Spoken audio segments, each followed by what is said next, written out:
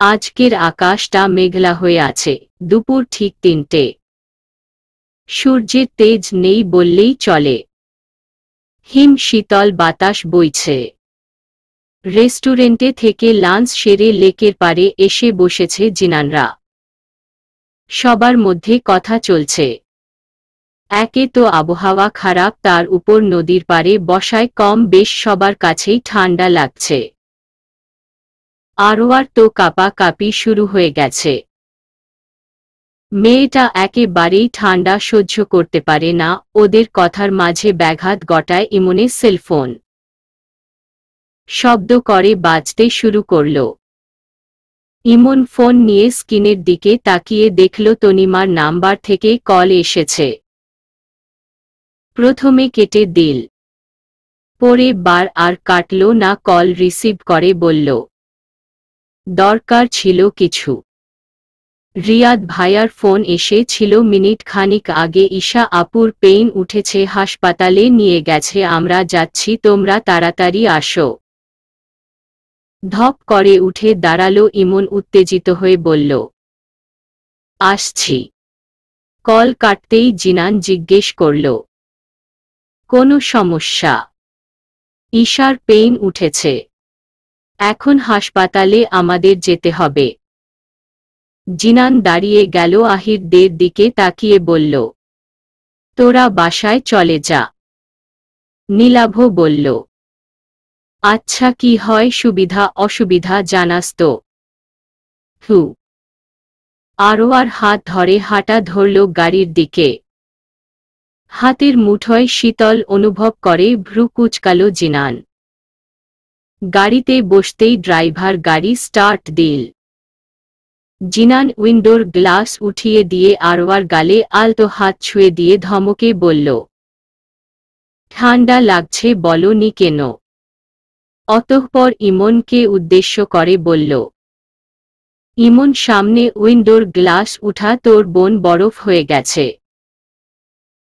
জিনানের কথা মতো উইন্ডোর গ্লাস উঠিয়ে পিছনের দিকে ঘাড় ঘুরি বলল,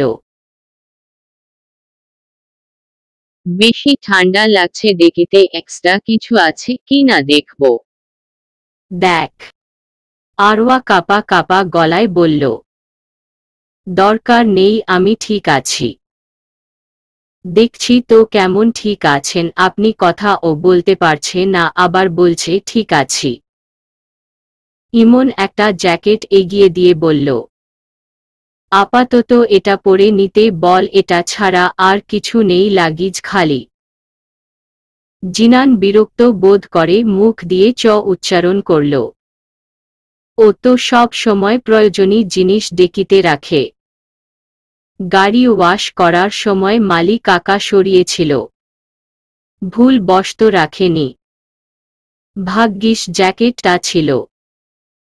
আরোয়া কাচুমাচু করে বলল, আপনার জ্যাকেট আমাকে অনেক বড় হবে, কানের নিচে একটা দিব। গোমরা মুখ করে জ্যাকেট গায়ে জড়িয়ে নিল। এখন আরাম লাগছে, উফ, ঠান্ডা কি মারাত্মক। ভাবনার মাঝেই বর্ষর হাত জোড়া পেঁচিয়ে ধরল ওকে। হতভম্ব গলায় বলল, কি করছেন? সামনে ভাইয়া আছে, ড্রাইভার চাচা আছে। ভাবশীল ভাবে জবাব দিল, তো তো মানে লজ্জা করছে না আপনার? আমার বউকে আমি ধরেছি, লজ্জা করবে কেন? আমার করছে, ছাড়ুন আমাকে। জিনান আরওয়ার কানের কাছে মুখ নিয়ে ফিসফিসিয়ে বলল, আর একটা কথা বললে ঠোঁটে কিস করে দিব।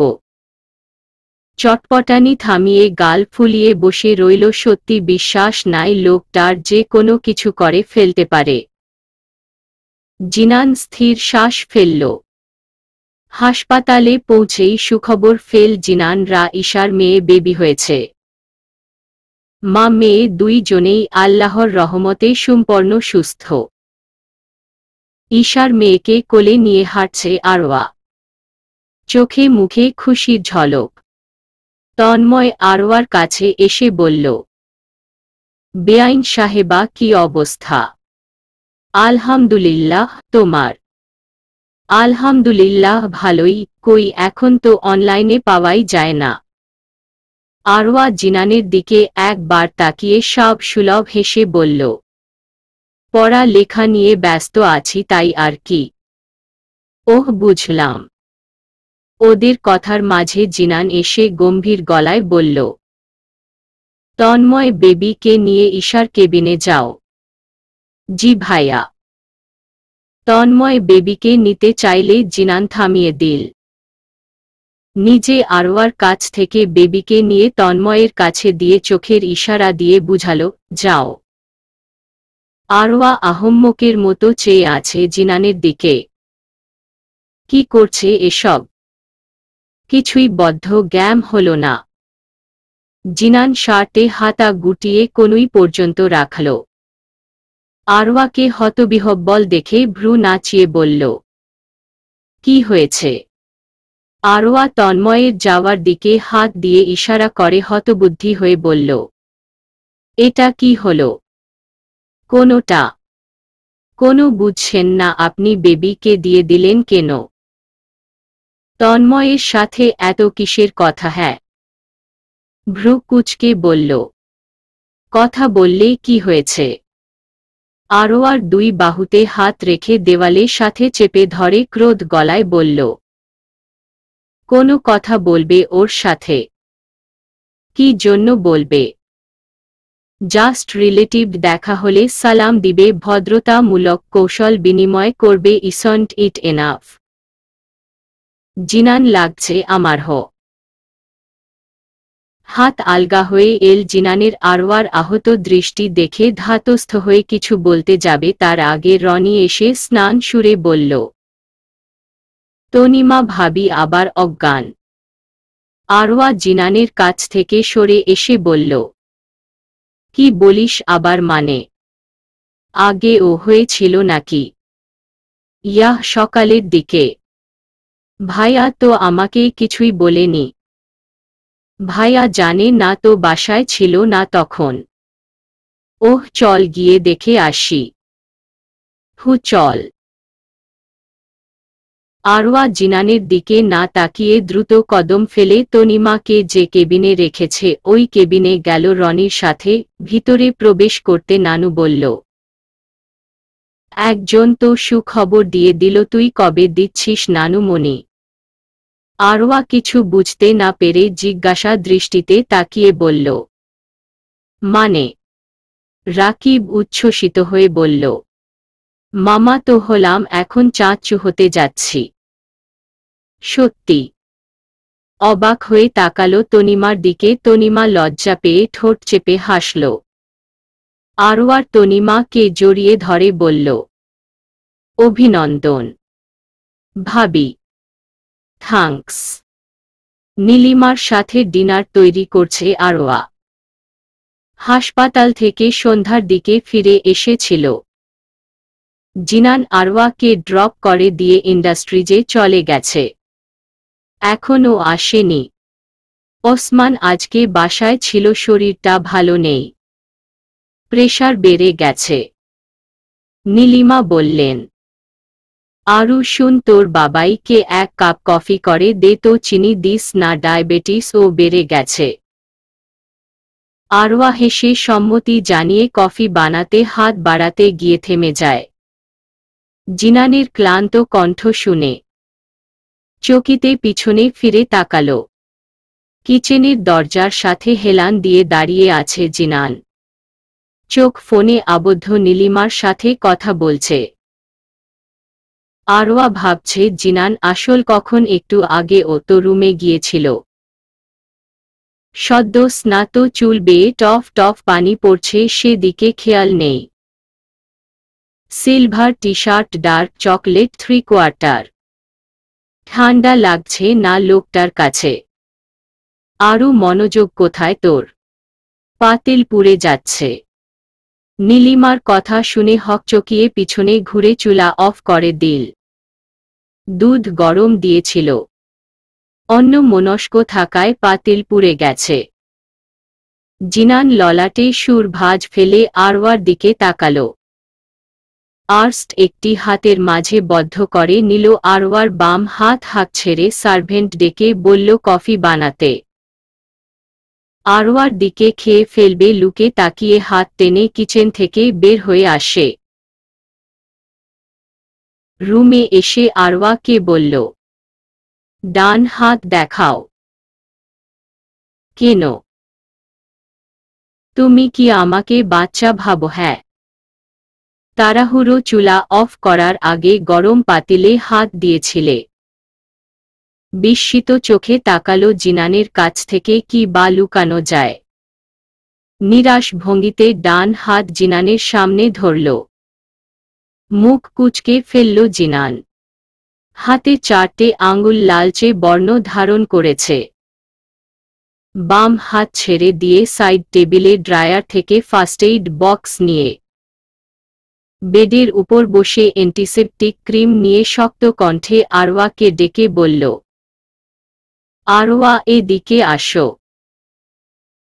গুটি গুটি পায়ে গিয়ে জিনানের পাশে দাঁড়াতেই হাত টেনে কোলের উপর বসালো জিনান।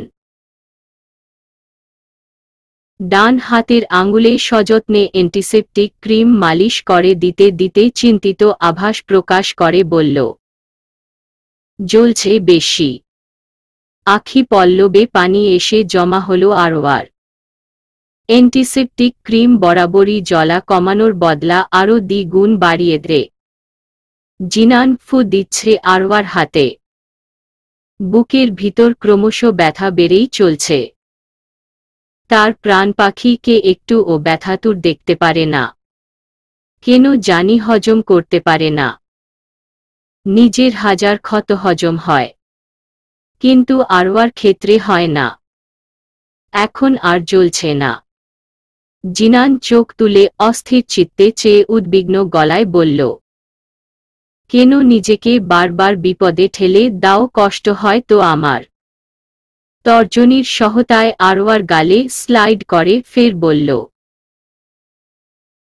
কিচেনে যাবে না তুমি? মম আছে, সার্ভেন্ট আছে, প্রয়োজন হলে আরও সার্ভেন্ট আনবো, তারপরে তুমি কিচেনে যাবে না? জিনানকে অস্থির হতে দেখে বলল, আচ্ছা যাব না। অতিবাহিত হল কিছু মুহূর্ত। জিনানের অন্য হাত আরওয়ার কোমরে আঙ্গুলের চাপ দৃঢ়ভাবে। আরওয়া নড়চড়ে জিজ্ঞেস করল, কখন আসলেন আপনি? আমি রুমে এসেছিলাম একটু আগে, দেখিনি তো। কপালে বিরক্ত চাপ পড়ল জিনানের। গুরু গম্ভীর গলায় বলল, চোখ থাকলে তো দেখতে। আমি ব্যালকনিতে ছিলাম। কিছু বলার আগেই ফোন চার্জে লাগিয়ে চলে গেল। বাসায় এসেছিলাম তার মিনিট 5 আগে। আসার সময় কিচেনে উকি মেরে দেখি রুটি ছিলে তুমি। পিছন থেকে ডাকলে নির্ঘাত তোমার হাত রুটির জায়গায় চলে যেত। তখন ডাকলাম না, হাত পুড়ে টুড়ে যায় কিনা তার ভয়ে। কিন্তু ম্যাডাম তো দেখি এমনি পুড়িয়ে ফেলেছে। আগে বুঝতে পারলে তখনই রুমে নিয়ে আসতাম। ভুলটা আমারই ছিল, কেন যে ডাকলাম না। গভীর চোখে তাকালো জিনানের চোখের দিকে। লোকটা এমন কেন? ভেবে পায় না ও। নিজেকে খুব লাকি মনে হয়, এমন একজনকে জীবন সঙ্গী হিসেবে পেয়েছে। একটা কথা বলবো? বলো। আমি জিনাত আপুর সাথে দেখা করতে চাই আগামীকাল। সময় হলে আমি নিজেই নিয়ে যাব। কালকে গেলে কি হয়? আরওয়া জিদ করো না তো, বললাম তো সময় হলে আমি নিজেই নিয়ে যাব। প্লিজ। একই জিনিস উপর বিনানা।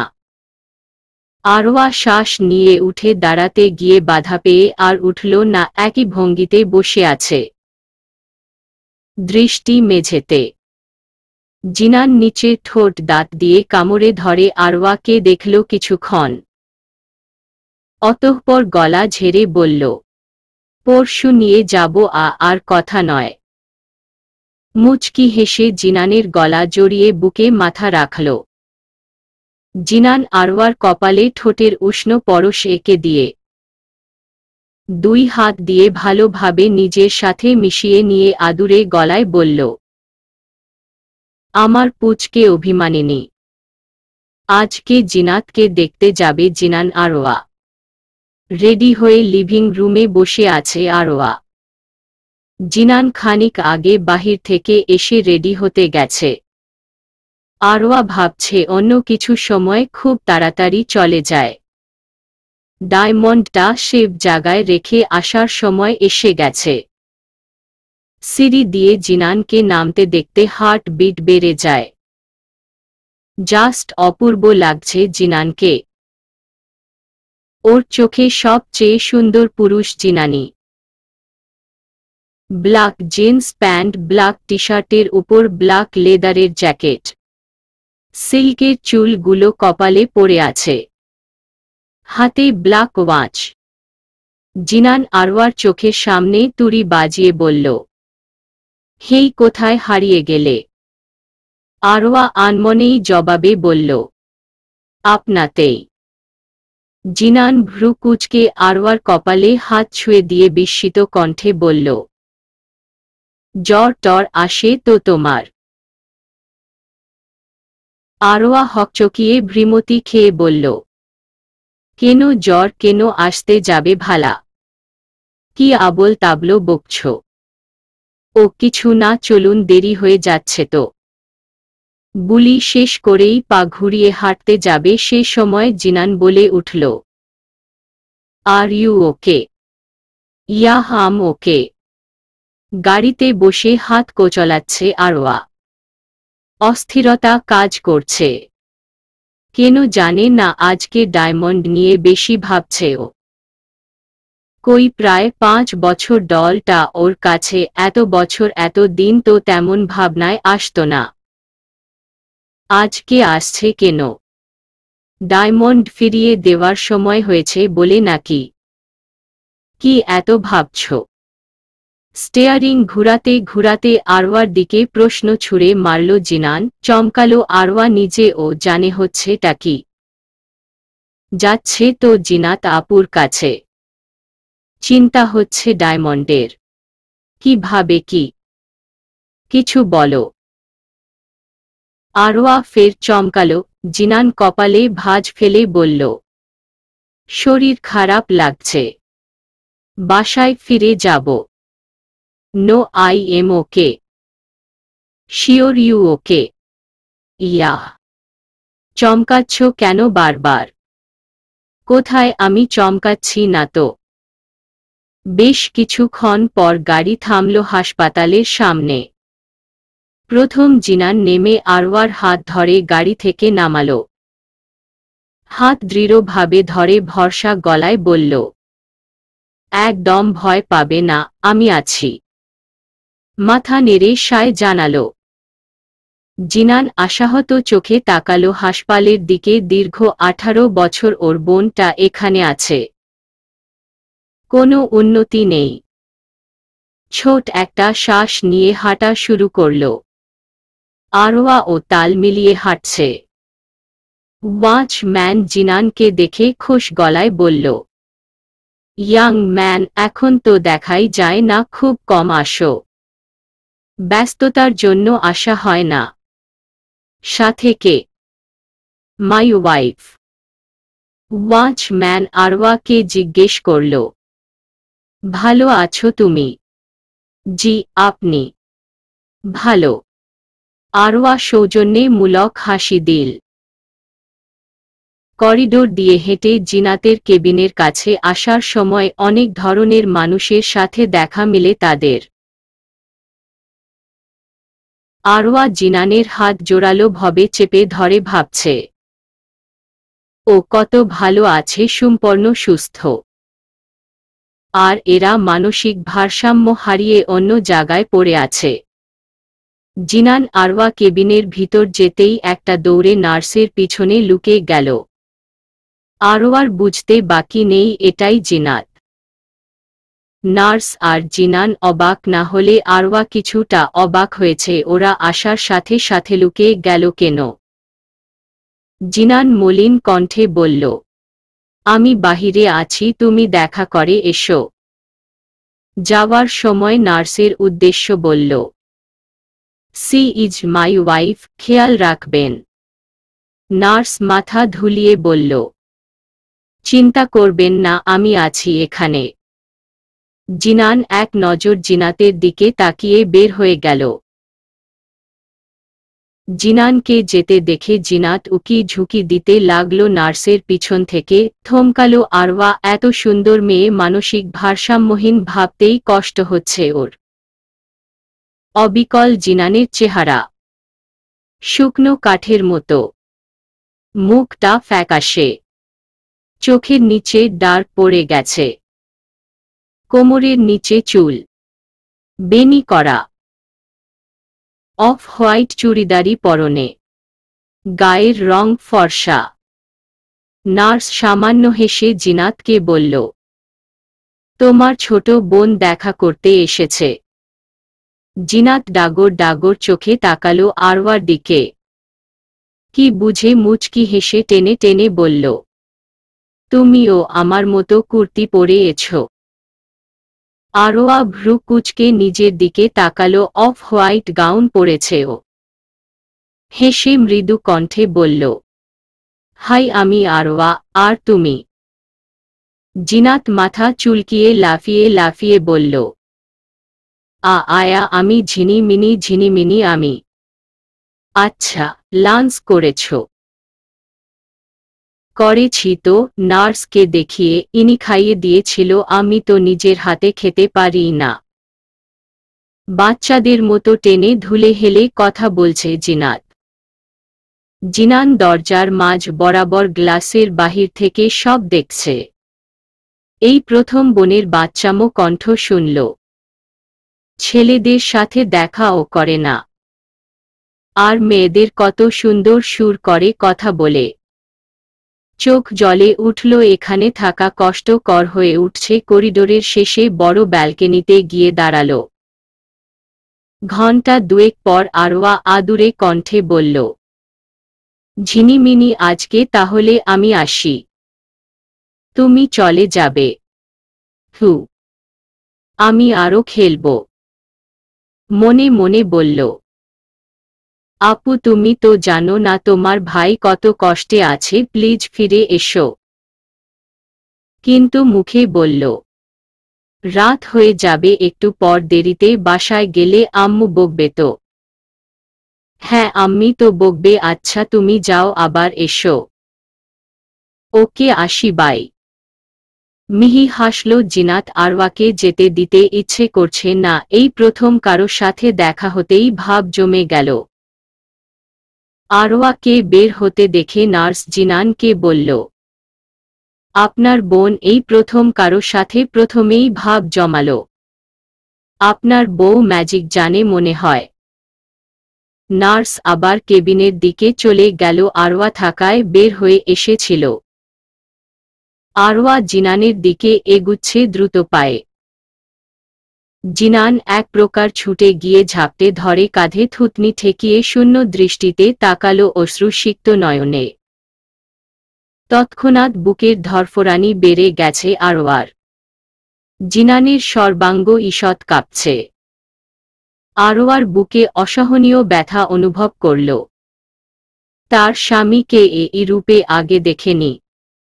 রুক্ষ দেখেছে, প্রেমিক রূপে দেখেছে, অথচ ভাঙা রূপে আজকে দেখছে। জিভ দিয়ে ঠোঁট ভিজিয়ে নিয়ে বলল, প্লিজ এভাবে ভেঙে পড়বেন না আপু, ঠিক হয়ে যাবে। ভরসা ফেল জিনান, এর আগে কেউ ওকে ভরসা দেনি। উল্টো সে দিয়েছে তার মা বাবাকে।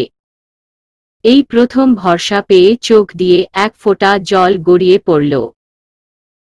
আরওয়া সোজা হয়ে দাঁড়াল। জিনানের গালে দুই হাত রেখে কপালে ঠোঁটের স্পর্শ করল দীর্ঘ সময় ধরে। আকস্মিক ঘটনার জন্য মোটেও প্রস্তুত ছিল না জিনান। বিস্ময়কর দৃষ্টিতে তাকিয়ে রইল প্রিয়তমার হাসি মাখা মুখশ্রীর দিকে। সামনের দিকে তাকিয়ে এক মনে ড্রাইভ করছে জিনান। পাশে বসে আরওয়া আশপাশ করছে, যেন কিছু বলবে, বলতে পারছে না।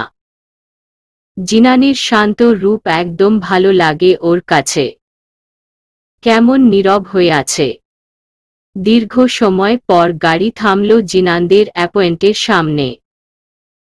আরওয়ার দিকে ফিরে গম্ভীর কণ্ঠে বলে উঠল, বাসায় যাও। আরওয়া একটু চিন্তিত হয়ে বলল, যাও মানে? আপনি যাবেন না? না, আমার কাজ আছে কিছু, তুমি যাও। আচ্ছা, বলেই গাড়ি থেকে নেমে গেল। আরওয়া গাড়ি থেকে নামার সাথে সাথে জিনান পুনরায় গাড়ি ঘুরিয়ে ছুটল তেজ গতিতে, অবাকের ন্যায় তাকিয়ে থেকে অ্যাপয়েন্টের দিকে এগিয়ে গেল। নিচের দিকে তাকিয়ে হাঁটছে। হুট করে কারো বাহুর সাথে ধাক্কা লাগে আরওয়ার বাহুর।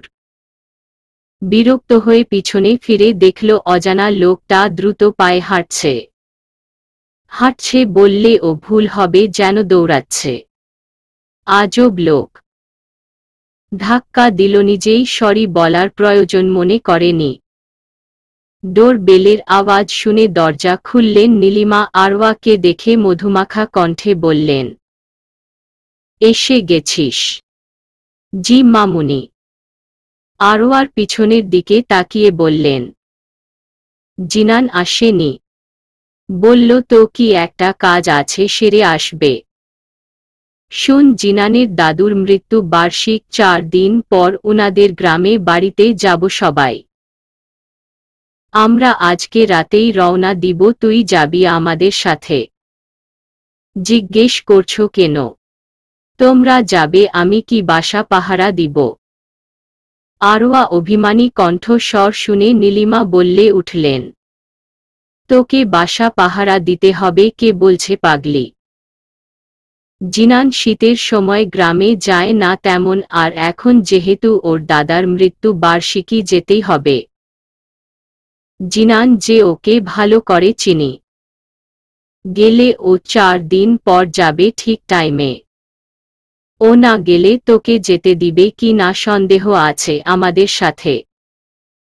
লজ্জা ফেল আরওয়া।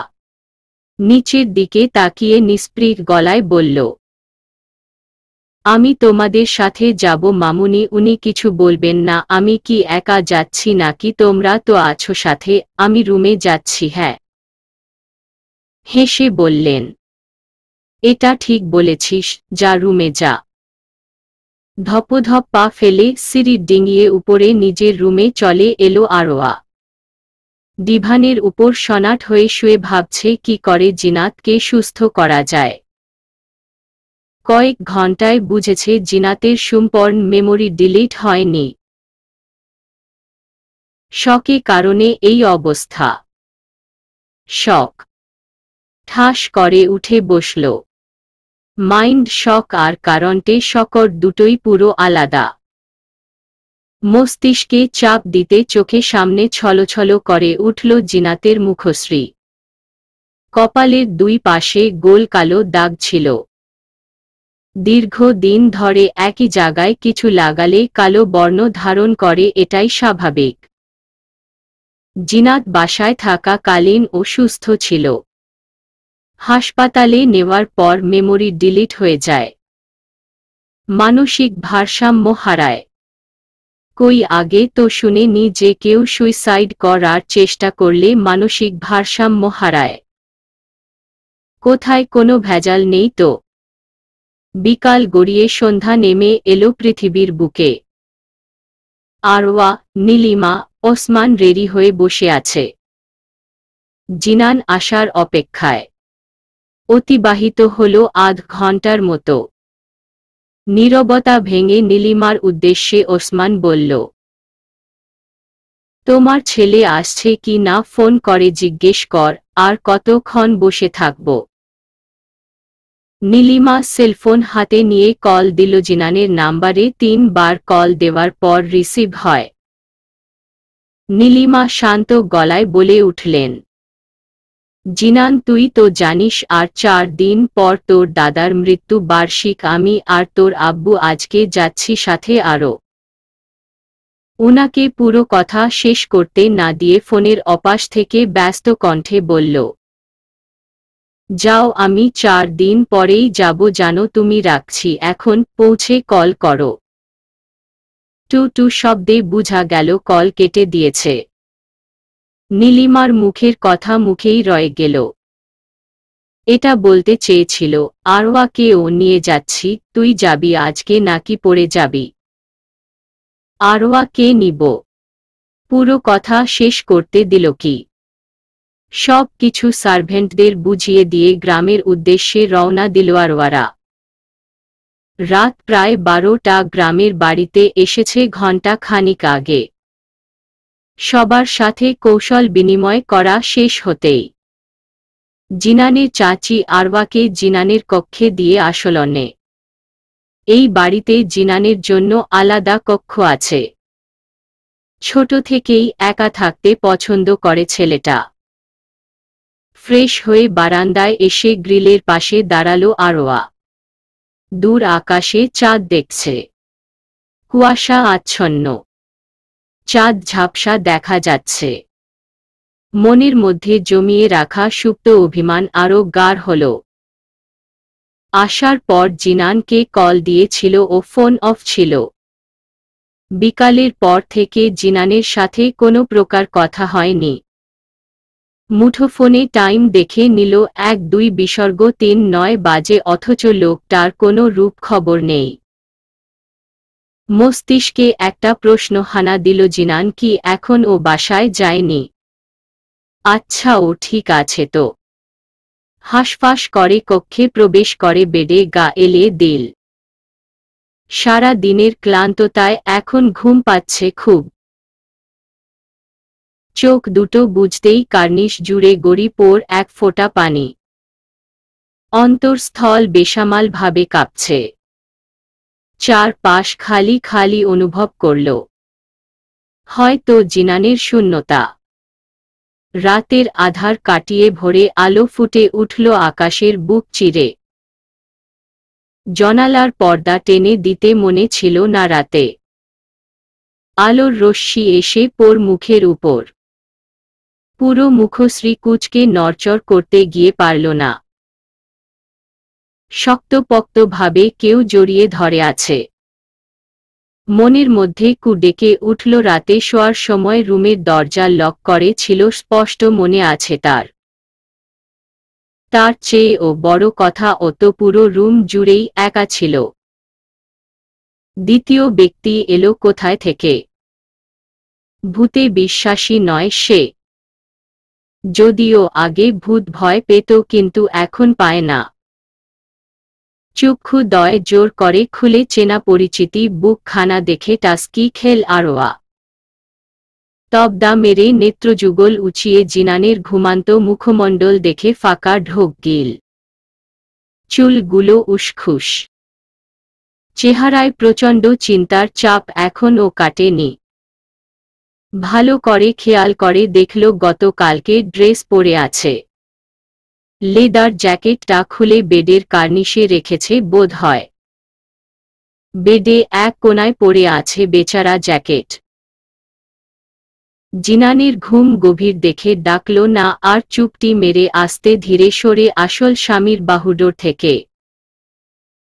ওয়াশরুম থেকে ফ্রেশ হয়ে বের হয়ে দেখল জিনান একই ভঙ্গিতে ঘুমাচ্ছে এখনো। চাদরটা গায়ের উপর সুন্দর করে টেনে দিয়ে ওড়না গলায় জড়িয়ে বের হয়ে আসল। জিনানের একমাত্র চাচার বউ চাচি সাহেবা আরওয়াকে দেখে চমৎকার হাসি দিয়ে বলল, কি গো সোনামণি, তোমার বর কি করছে? লজ্জা পেয়ে নীলিমার দিকে আর চোখে তাকালো আরওয়া। উনিও মিটমিট করে হাসছেন। আরওয়ার জিজ্ঞেস করতে খুব ইচ্ছে করছে জিনান এলো কখন, লজ্জায় দ্বিধায় প্রশ্ন ও করতে পারছে না। মিহি কণ্ঠে প্রত্যুত্তর করল, ঘুমাচ্ছে। কি দিয়ে জাদু করলে আমার ভাইটাকে? হ্যাঁ, তুমি এলে 11টা নাগাদ, ভাই এলো 3টা নাগাদ। এসেই কোনো দিকে কারো দিকে না তাকিয়ে চিন্তিত কণ্ঠে বলল, আরওয়া কোথায়? আমরা তো বিস্ময় নিয়ে দেখছিলাম, ভাই হুট করে এত রাতে আসবে বলে কেউ আশা করেনি। তখন উনি রেগে বলল, বলবে আরওয়া কোথায়? বড় মা বলেছিল তুমি ঘুমাচ্ছ, সাথে সাথে ছুটে গেল তোমাদের রুমের দিকে। ওখানে গিয়ে পড়ল আরেক বিপাকের দরজা ভিতর থেকে লকড। আমার নাম ধরে ডেকে বলল এক্সট্রা চাবি দিতে। দিয়ে দিলাম।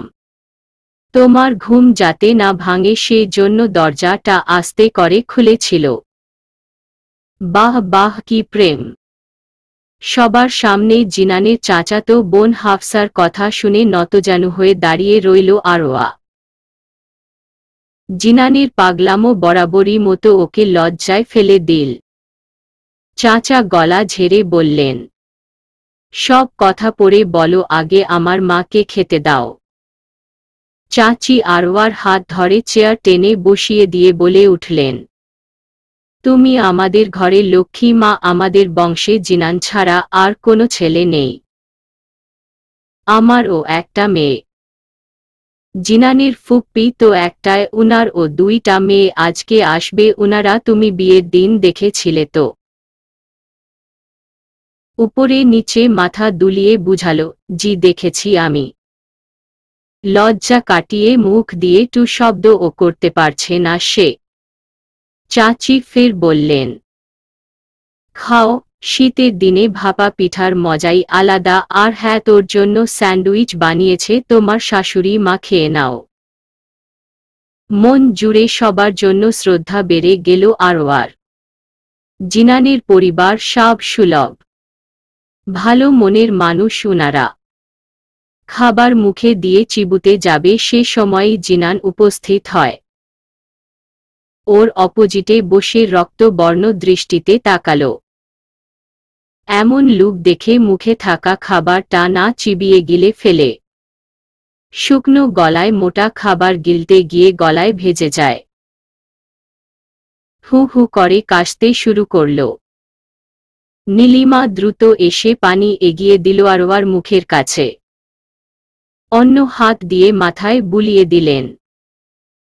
জিনান রিনঝিন কণ্ঠে উচ্চারণ করল, ইডিয়ট একটা। আস্তে বলায় কেউ শুনতে পায়নি। চাচি উদ্বিগ্ন কণ্ঠে বললেন, আগে পানি খাস নি কেন? ভাপা পিঠা তো এমনই শুষ্ক থাকে। আরওয়া জিনানের দিকে তাকিয়ে দেখল এক মনে খাচ্ছে সে, খাওয়া ছাড়া আর কোনো কাজ নেই। আশেপাশে কিচ্ছু হচ্ছেও না। মনে মনে আওড়াল, চাচি শুষ্কতার জন্য খাবার গলায় বাজে নি, বেজেছে জমের জন্য। আই নো, আজকে আমার ঘড়ি উড়াবে। উনার থেকে অনুমতি না নিয়ে এখানে আসার জন্য। তু তো গিয়া কামছে। খাবার শেষ করে উঠল জিনান। আরওয়ার পাশের চেয়ারে বসে নীলিমাদের উদ্দেশ্য করে বলল, তোমরা যাও, ফুপ্পি এসে পড়বে একটু পর।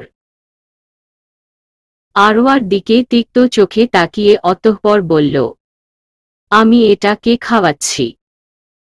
বিনা বাক্যে চলে গেলেন উনারা। হলো রুম জুড়ে নীরবতা চলছে। জিনান একটু পর পর আরওয়ার মুখের সামনে খাবার তুলে দিচ্ছে। বিরক্ত হল আরওয়া। জিনান একটা কথা ও বলছে না, এমনকি চোখে চোখও মিলাল না। বাম হাতে অবস্থানরত পিঠার প্লেটের দিকে তাকিয়ে আছে। খাওয়া শেষ হতেই জিনান উঠে চলে গেল। আহম্মকের মতো চেয়ে আছে আরওয়া। লোকটা হলো টাকি। রাতে এলো, ওকে জড়িয়ে ধরে ঘুমালো। আর এখন কথা তো দূর ভালো করে দেখছে ও না। কান্না পাচ্ছে খুব। এই একটা মানুষের ইগনোর সহ্য করতে পারে না সে। খুব কষ্ট হয়। বক্ষস্থলে কম্পিত শুরু হল। পেট মূর্ছে উঠল জিনানের নীরবতা দেখে। ফুপ্পিরা এসেছে মাত্রই নোভা, নাফিসা, হাফসার সাথে আরওয়ার বেশ ভালো ভাব জমেছে। মনক্ষুণ হল জিনাত যদি সুস্থ থাকত এই তিন বোনের সাথে থাকত ও। এখানে নোভা সবার বড়, বিয়ে হয়েছে। একটা ছেলে আছে তার। নাফিসা ওর বয়সেরই হবে। হাফসা 2-3 বছরের ছোট। জিনাত থাকলে এখন প্রথম স্থানে থাকত। সারা দিন 4 জনে একসাথে ছিল। এর মাঝে জিনানকে দেখার সুযোগ মিলেনি আরওয়ার। লোকটা কোথায় আছে জানে ও না সে। বাড়িতে থাকলে দেখা মিলত, নিশ্চয়ই বাড়িতে নেই। ওর ভাবনাকে বিপলে ফেলে দিয়ে সিঁড়ি বেয়ে নিচে নেমে আসল জিনান। চোখ মুখ ফোলা, সদ্য ঘুম থেকে উঠেছে। হাফসাকে বলল জিনান। হাফসা, যা তো 1 কাপ কফি করে আনো। ওকে ভাইয়া, তুমিও আমাদের সাথে বসো, সবাই মিলে আড্ডা দেব। জিনান আরওয়ার দিকে তাকিয়ে বলল, তোদের মেয়েদের মাঝে থাকার ইচ্ছা নেই, যেটা বলেছি ওটা কর। নোভা বলল, বসলে কি মহাভারত অশুদ্ধ হয়ে যাবে? অশুদ্ধ তো হবে না, বাট যেটা কে সহ্য করি না সেটা করতে ইচ্ছে করে না। বিস্মিত চোখে তাকালো আরওয়া। জিনান ওকে উদ্দেশ্য করে কথাটা বলেছে। শুধু একদিনের মধ্যে অসহ্য হয়ে গেছে সে। বুকের ভিতরটা জ্বলে উঠল। জিনান ভ্রু কুঁচকে অন্যদিকে চলে গেল।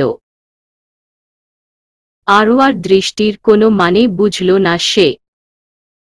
হাফসা কফি দিয়ে এসে জিনানকে দিয়ে এলো। আরওয়াদের কাছে এসে বলল, লেডিস, তোমরা কি খাবে? নাফিসা আড়মোড়া ভেঙে বলে উঠে, খাবো না কিছু, চল বাহির থেকে হেঁটে আসি। আরওয়া না যেতে চাইলে জোর করে নিয়ে যায় ওকে। নোভার ছেলে তিরিং বিরিং ঘাস ফড়িং এর ন্যায় উঠছে, বয়স সবে কি 5 বছর। নোভা পেশায় ডাক্তার, সে সুবাদে অনেক দেরিতে বিয়ে করেছে। না হলে এ বয়সে 3-4টা বড় বড় বাচ্চা থাকত। ওরা হাঁটতে হাঁটতে বাড়ির বাহিরের চলে এলো। আরওয়ার জন্য সুম্পন্ন নতুন জায়গা এটা। হাফসারা সাথে থাকায় সাহস পাচ্ছে সে। সন্ধ্যা ঘনিয়ে এলো। চারদিকে সূর্যের কিরণের লাল আভা। হেই লেডিস, কোথায় যাওয়া হচ্ছে? হাফসা হেসে বলল, আতিক ভাইয়া, তুমি কখন এলে? দুপুরে। আমাদের বাড়িতে গেলে না কেন? যাব বলেই বের হলাম, পথে তোমাদের সাথে দেখা। By the way, Nova, Nafisa কেমন আছো? 2 জনে একসাথে বলল, ভালো। আতিক নামের ছেলেটা আরওয়ার দিকে তাকিয়ে বলল, মেয়েটা কে? My wife. ওরা সবাই পিছনে ফিরে দেখ, জিনান পকেটে হাত গুজে দাঁড়িয়ে আছে। আতিক বিস্ময় নিয়ে বলল, তুই বিয়ে করেছিস? আই বুড়ো থাকবো বলে ওয়াদা করেছিলাম নাকি? গাছাড়া জবাবে বিধ্বস্ত অবস্থায় পড়ে গেল আতিক। জোরপূর্বক হেসে প্রত্যুত্তরে বলে উঠল সে, না তা না, আসলে শুনিনি তো তাই বললাম।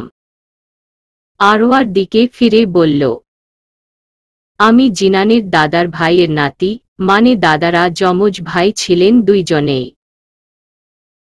মুচকি হেসে জিনানের দিকে এক নজর তাকালো আরওয়া। খুব অস্তিত্ব হয়েছে ওর। জিনান বুঝতে পেরে আরওয়ার কাছে এসে হাতটা নিজের হাতের মুঠো বন্দি করে সবার উদ্দেশ্য মন্থর কণ্ঠে শুধাল, আমি স্পেস চাই। নাফিসা বলল, যাও তোমারই বউ। জিনান আরওয়ার হাত ধরে হাঁটতে শুরু করল। হাঁটতে হাঁটতে বড় একটা মাঠের সামনে এসে থামল জিনান। আরওয়ার হাত এখন ও মুঠো বন্ধি। এদিকে আরওয়া উসখুস করছে। জিনান কথা বলুক ওর সাথে, আজকে সারা দিন কোনো কথা বলেনি লোকটা। গাল ফুলিয়ে তাকিয়ে রইল জিনানের দিকে। মৃদু বাতাসে আগোছালো চুলগুলো দুলছে, চোখে মুখে ক্লান্তি। বুঝতে পারল আরওয়া আজকে লোকটাকে এত ক্লান্ত দেখাচ্ছে কেন। পরক্ষণে ভাবল ঘুমের রেশ এখন ও পুরো কাটেনি বোধ হয়। ঘুমাতে ঘুমাতে ক্লান্ত হয়ে গেছে নিশ্চয়ই। মুগ্ধকর দৃষ্টিতে চেয়ে আছে প্রিয় মানুষটির তীরমুখ পানে। বাজপাখির নজরে খেয়ে ফেলবে আমাকে, চমকালো আরওয়া। দ্রুত নজর সরিয়ে নিল। চোখ বুজে বিড়বিড়িয়ে বলল, ইস কি লজ্জা! এত লজ্জা পাবেন না মিসেস, শাস্তি দিতে মন চাইবে না। জিনানের ওষ্ঠদ্বয় আরওয়া কানে ছুঁই ছুঁই। শাস্তির কথা শুনে গলা শুকিয়ে এলো, বুক ধড়ফড় করছে। জিনান আরওয়ার খোপা করা চুলগুলো খুলে দিয়ে আগের ন্যায় বলল, বলেছিলাম না আমার সামনে চুল বেঁধে রাখবে না। আরওয়া চট করে দূরে সরে আসল, আখি পল্লব কাঁপছে। সামনের চুলগুলো কানের পৃষ্ঠে গুজতে যাওয়ার আগেই বাধা ফেল। জিনান হাত ধরে সাবলীল চোখে তাকিয়ে বলল, আমি যতদিন তোমার সামনে থাকব এটা আমার কাজ বেবি। চুল ঠিক করে দিয়ে কানের পৃষ্ঠে থেকে আঙ্গুল স্লাইড করে গলায় নেমে আনল জিনান। গলায় আঙ্গুল বুলিয়ে বলল, এবার বলো কি শাস্তি চাও। চকিতে তাকালো জিনানের দিকে, ভর্তা চোখ জোড়ায় ঘন ঘন পলক ঝাপটে প্রশ্ন ছুড়ল, কিসের শাস্তি। বিস্তর হাসল জিনান, প্রিয়াসীর কোমর জড়িয়ে কাছে টেনে জিজ্ঞেস করল, কিসের শাস্তি তুমি ভালো করেই জানো, তো বলো কি শাস্তি নিবে। কাপা কাপা হাতখানা জিনানের বাহুতে রেখে নিজেকে সামলে বলল, আজব লোক তো আপনি, যাকে শাস্তি দিবেন তাকেই জিজ্ঞেস করছেন কি শাস্তি নিবে। কেউ যেচে শাস্তি পেতে চায়। তোমার ভালোর জন্য বলছিলাম, এরপর যা হবে তার জন্য আমি দায় নয়। ভ্রু কুঁচকে ফেলল আরওয়া। জিনানের কথার মানে বুঝতে পারছে না সে। ক্ষীণ সময় পর পর ঢোক গিলছে, গলা শুকিয়ে কাঠে পরিণত হচ্ছে। আচমকা আরওয়ার ঘাড়ে মুখ গুজে দিল জিনান। আরওয়ার শক্ত করে খামচে ধরল জিনানের দুই বাহু। শরীরে কম্পন সৃষ্টি হল। চক্ষু জোড়া বন্ধ করে ঠোঁটে ঠোঁট চেপে থম মেরে দাঁড়িয়ে রইল। বেশ কিছুক্ষণ পর ঘাড়ে তীব্র ব্যথা অনুভব করে আরওয়া। মুখ দিয়ে চাপা আর্তনাদ বেরিয়ে আসে। প্রিয়াসীর ব্যথা জর্জরিত কণ্ঠে আহহ শব্দ কর্ণপাত হতে মাথা উড়িয়ে বাঁকা হেসে বলল, বলেছিলাম আমি, এরপর যা হবে তার জন্য আমি দায় নয়। কান্না মাখা চেহারা করে অভিমানের আবার দূরে সরে আসল আরওয়া। বুকে হাত গুজে শূন্য দৃষ্টিতে তাকালো জমিনের দিকে। না চাইতে ও চোখ ভিজে উঠছে। জিনান নিস্তুদ্ধে হেসে জ্যাকেট খুলে আরওয়ার গায়ে জড়িয়ে দিল। শিউরে উঠে আরওয়া অভিমানে টু শব্দটিও করেনি। জ্যাকেট পরিয়ে দিয়ে বলল, চুল বেঁধে নাও, সন্ধ্যা হয়ে গেছে। তাই করল আরওয়া। চুল বেঁধে নিয়ে মুখ গোমরা করে নিচে দিকে তাকিয়ে রইল। জিনান ওনরা দিয়ে আরওয়ার মাথা সহ কান পেঁচিয়ে গলায় রেখে দিল, যাতে ঠান্ডা না লাগে। আরওয়া অভিমান স্বরে বলল, এখানে কেন নিয়ে এলেন আমাকে, যা সহ্য করতে পারনে না তার থেকে তো দূরে থাকা উচিত। আরওয়ার কথার মানে বুঝতে বেগ পেতে হল না জিনানের। কি বলেছে আর কি বুঝেছে মেয়েটা? ধমকে বলল, আসলে তুমি বোকা, আমি বুঝিয়েছিলাম মেয়েদের সাথে একা একা আড্ডা দিতে সহ্য হয় না, আরেকটা ছেলে থাকলে হতো আমার সাথে। আর তুমি বুঝলে কি? দাঁত দিয়ে ঠোঁট কামড়ে ধরে কিছুক্ষণ নীরব থেকে ভরাট কণ্ঠে বলে ফেলল আরওয়া, সরি, আসলে আমি বুঝতে পারিনি। তড়িৎ গতিতে বুকে আগলে নিল প্রিয়তমাকে। আরওয়ার কাঁধে থুতনি ঠেকিয়ে ধীর কণ্ঠে শুধাল, আম্মি যখন কল করেছিল আমি ভেবেছিলাম শুধু উনারা আসবে গ্রামে। বিকজ আমি আগে থেকেই জানতাম আম্মি দেশ আসবে 4 দিন আগে, পরে আমি আর তুমি আসব। তাই পুরো কথা না শুনে বলে দিয়েছিলাম যেতে। এর মাঝে তুমি যে চলে আসবে তা জানতাম না, বুঝতেও পারিনি। রাতে যত দ্রুত সম্ভব কাজ শেষ করে বাসায় চলে যাই তুমি একা ভেবে। বাসায় গিয়ে জানতে পারি তুমিও নাকি গ্রামে চলে গেছ। মেজাজ খারাপ হয়ে যায় তখন, একটা বারও কি বলার প্রয়োজন করোনি তুমি? তোমাকে ছাড়া আমার এক মুহূর্ত কাটতে চায় না। আবার বের হয়ে পড়লাম। মাঝ পথে আসতেই গাড়ি খারাপ হয়ে যায়। একে তো তোমার করা কাজে বিরক্ত ছিলাম, তার উপর গাড়ি খারাপ। শুনশান রাস্তায় একটা ডগও ছিল না। 1 ঘন্টার মতো সময় লেগেছে গাড়ি ঠিক করতে। গাড়ি স্টার্ট হতে হতে বন্ধ হয়ে যায়। শেষমেশ আবার সব কিছু দেখলাম। তখন কাজ হয়। বাড়িতে এসেই তোমার কাছে যাই। আমার জান পাখির ঘুমান্ত মুখটা দেখে সকল ক্লান্তি নিমেষেই দূর হয়ে যায়। ফ্রেশ হওয়ার শক্তি ইচ্ছে কোনোটাই ছিল না। এতটুকু বলে ভারী শ্বাস ছাড় জিনান। আরওয়া লেপ্টে আছে প্রিয়তমের বক্ষস্থলের মাঝে। ধুক ধুক শব্দ শ্রাবণ করছে ওর কূর্ণকূ। জিনানের বুকের গতিটা এখন ও অস্বাভাবিক থেকে স্বাভাবিক হয়ে এলো। এই মেয়েটা তার সকল সমস্যার সমাধান।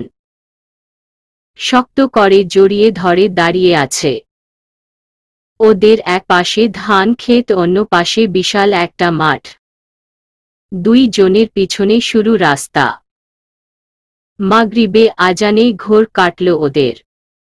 চারদিকে মৃদু অন্ধকার। জিনান আরওয়াকে পাজা কোলে তুলে নিয়ে হাঁটতে লাগলে আজান শেষ হতেই আরওয়া অভিযোগ সুরে বলল, আমি কল দিয়েছিলাম তো, ফোন অফ ছিল, ব্যাটারি ডেথ। অন্য দিকে যেতে দেখে আরওয়া হকচিকিয়ে বলল, ওই দিকে কোথায় যাচ্ছেন? সামনে একটা মসজিদ আছে, নামাজ পড়তে হবে তো। সেই জন্যই তো বলছি আমিও পড়ব, তাই বাড়িতে চলুন, ওই দিকে গিয়ে কোথায় পড়ব? অবশ্যই পড়বে, ওখানে মহিলাদের নামাজ পড়ার আলাদা জায়গা আছে।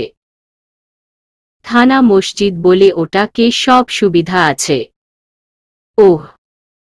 মসজিদের কাছে এসে কোল থেকে নামিয়ে দিল আরওয়াকে, ডান দিকে বিল্ডিং দেখিয়ে বলল, এটা মহিলাদের জন্য, যাও আর শুনো, নামাজ পড়ে অন্য দিকে যাবে না, বেরও হবে না।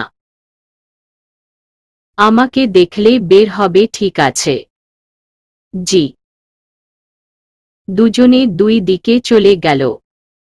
অজু ঘর ঠেলে অজু সেরে নামাজ আদায় করল। জিনান জামাতের সাথে নামাজ আদায় করে বাহিরে এসে দাঁড়াল। মিনিট কয়েক পরে আরওয়া বের হয়ে আসে। স্নিগ্ধ হেসে বলল, চলুন এবার বাড়ি যাই। জিনান শার্টের উপরে বাটমটা লাগিয়ে চুল ঝাঁকিয়ে বলল, যাওয়ার হলে তো প্রথমেই যেতাম। আপনার ঠান্ডা লাগছে না? না, শার্টের ভিতরে বড় হাতার টি শার্ট আছে। চলো গ্রাম ঘুরে দেখি। রাতে বেলায় ঠান্ডার মধ্যে সমস্যা হবে না, গ্রাম আপনার আরওয়া নাক টেনে মোহনীয় কণ্ঠে বলল, আমার জান পাখি পাশে থাকলে কিছুর ভয় পায় না। মুখটা দুহাতে আগলে নিয়ে পুনরায় স্লো ভয়েজে বলে উঠল, আমার শক্তি যে তুমি। হৃৎস্পন্দন থেমে যাওয়ার জোগাড় আরওয়ার। জিনানের ঠান্ডা বরফ হাতে স্পর্শ কম্পন শুরু হল। একে অপরের চোখের দিকে তাকিয়ে আছে। হুট করে কারো কথায় ধ্যান ভাঙে ওদের। আরে জিনান না। আরওয়ার গাল থেকে হাত সরিয়ে নম্র কণ্ঠে জবাব দিল, জি। চিনছ আমাকে? তোমার চাচার বন্ধু আমি। হ্যাঁ চিনেছি, দেখেছিলাম আগে। সাথের জন বৌমা নিশ্চয়ই। জি আঙ্কেল। আরওয়া মিষ্টি গলায় সালাম দিয়ে কৌশল বিনিময় করল। লোকটার থেকে বিদায় নিয়ে রাস্তা ধরে হাঁটছে ওরা। হাঁটতে হাঁটতে একটা দোকানের সামনে গিয়ে থামল। কাঠের বেঞ্চে বেসে আরওয়ার হাত ধরে সযত্নে পাশে বসিয়ে হাত ছেড়ে বলল, চাচা 2 কাপ চা দিবেন, সাথে কেক বিস্কুট। আইচ্ছা বাজান। কিছু সময় পর ভদ্রলোক এক গাল হেসে বললেন, নাও বাজান তোমাগো চা। ধন্যবাদ চাচা। মাটির গোল কাপ দেখে আরওয়া বিস্মিত কণ্ঠে জিজ্ঞেস করল, এখানে মাটির কাপে চা খায়? জিনান বলল, হ্যাঁ, সবখানে খায় কি না জানি না, তবে এখানে খায়। খুশি মনে চা বিস্কুট খেয়ে বিল দিতে গেল জিনান। 500 টাকার নোট দিয়ে হেসে বলল, পুরোটা রেখে দিন চাচা। কিন্তু বাবা, চা বিস্কুটের দাম তো মাত্র 80 টাকা। খুশি হয়ে দিলাম চাচা, আপনার স্পেশাল চায়ের জন্য। ফিরে দিবেন না? দোয়া করি 2 জনে সুখে শান্তিতে থাকো। জিনান বাহিরের বেঞ্চিতে বসে থাকা আরওয়ার দিকে তাকিয়ে ব্যাকুল গলায় বলল, দোয়া করবেন কোনো বিপদ যেন আমাদের স্পর্শ করতে না পারে। কথা শেষ করে বাহিরে এসে আরওয়াকে বলল, চল এবার বাড়িতে ফিরে যাই। সামনে অনেক অন্ধকার জিনান। ফোন আছে আমার কাছে, চলো। বাড়িতে আসতেই সবাই প্রশ্নের ঝুড়ি খুলে বসল। কোথায় ছিলে এতক্ষণ? আমরা চিন্তা করছিলাম। আরও কত কি। জিনান কোনো রকম কথা কাটিয়ে রুমে চলে এলো। আরওয়াকে হাফসা নাফিসা পিঞ্চ মেরাই চলছে। ওদের কাছ থেকে এসে মায়াকে কল দিয়ে কথা বলল কিছুক্ষণ। মায়া রিয়াদের বাসায় গেছে আজকে। যাওয়ার সময় নাকি সবার জন্য রান্না করে নিয়ে গেছে। নানুর শরীরটা তেমন ভালো নেই। একদিকে বেবি নিয়ে খুশিতে আছে সবাই, অন্যদিকে নানুর শরীর হঠাৎ খারাপ করল। ইচ্ছে করছে ছুটে চলে যেতে। সব ইচ্ছে তো আর পূরণ হওয়ার নয়। জিনান আরওয়ার পাশে বসে বলল, কি ভাবছ এত? কিছু না। জিনান আর কথা না ঘেটে ল্যাপটপ অন করে কাজ করতে শুরু করল। আরওয়া ডিবান ছেড়ে উঠে গিয়ে বেডে সনাট হয়ে শুয়ে পড়ল। একটু ঘুম দরকার। মাথা ব্যথা করছে ভীষণ। চোখ বুজে ডান কাত হয়ে শোয়ার পর কপালে আরাস্ট হাতে ছোঁয়া পেল। আলতো হাতে মালিশ করছে জিনান। ঠোঁটের কর্নিশে হাসি ফুটে উঠল আরওয়া।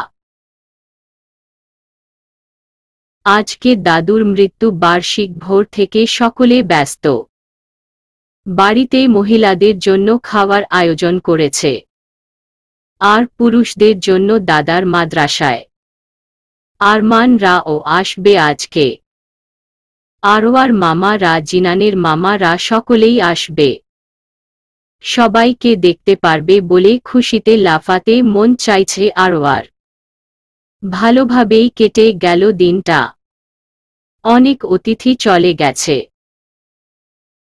জিনান তো যাবে বলে জেদ ধরে বসেছিল। সবার জোরাজোরিতে রাতটা থেকে যেতে বাধ্য হল সে। আরওয়া রিমিদের সাথে ভিডিও কলে কথা বলে বারান্দায় থেকে কক্ষে এসে জিনানকে জিজ্ঞেস করল, কি করছেন? হাডুডু খেলছি, তুমি খেলবে? কপালে ভাঁজ ফেলে বলল, কোথায় হাডুডু খেলছেন?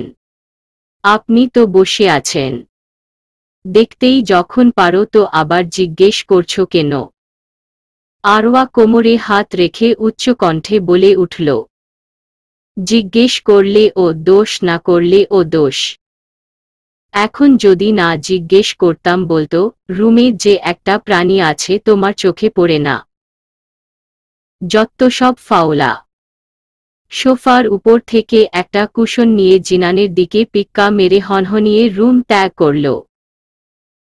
জিনান শব্দ করেই হেসে ফেলে। আরওয়া স্পষ্ট শুনতে পাচ্ছে জিনানের হাসি।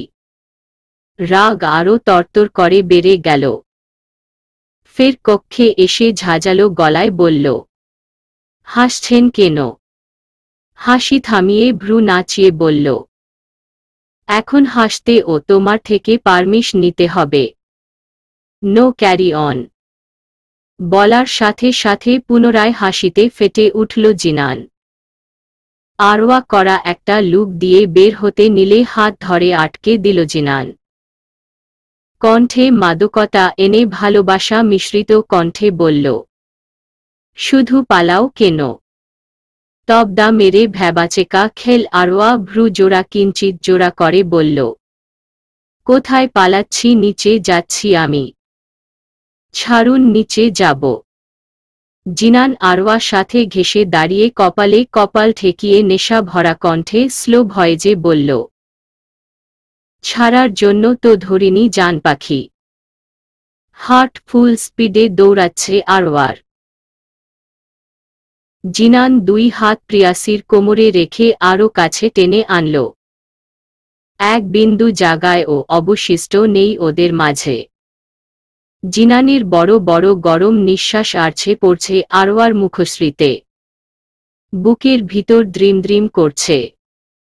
জিনানের কাছ থেকে সরে আসার জন্য নড়চড় করল। প্রিয়তমা দূরে যাচ্ছে অনুভব করতে পেরেই এক ঝাটকায় কোলে তুলে নিল জিনান। চোখে মদকতা ভরপুর। বিছানায় শুয়ে দিল পরম যত্নে। এক হাতে ভর করে আরওয়ার দিকে অনেক খানিকটা ঝুঁকে অন্য হাত দিয়ে নিচের ঠোঁট স্লাইড করতে করতে ঘোর লাগা সুরে বলল, আই নিড ইউ। আরওয়া জোরে জোরে শ্বাস নিচ্ছে। কি ভয়ঙ্কর অনুভূতি! জিনানকে ঠেলে দেওয়ার শক্তিও নেই তার। স্পর্শ গভীর হতেই কাঁপুনির মাত্রা দীর্ঘ হয়ে গেল। পুরো মুখশ্রীতে জিনানের ওষ্ঠদ্বয়ের স্পর্শ পাচ্ছে সে। চিবুকে অধর জোড়া বুলিয়ে গলায় নেমে এলো জিনান। ঘাড়ে কামড় দেওয়ার জায়গায় সফটলি কিস করল দীর্ঘ সময় ধরে।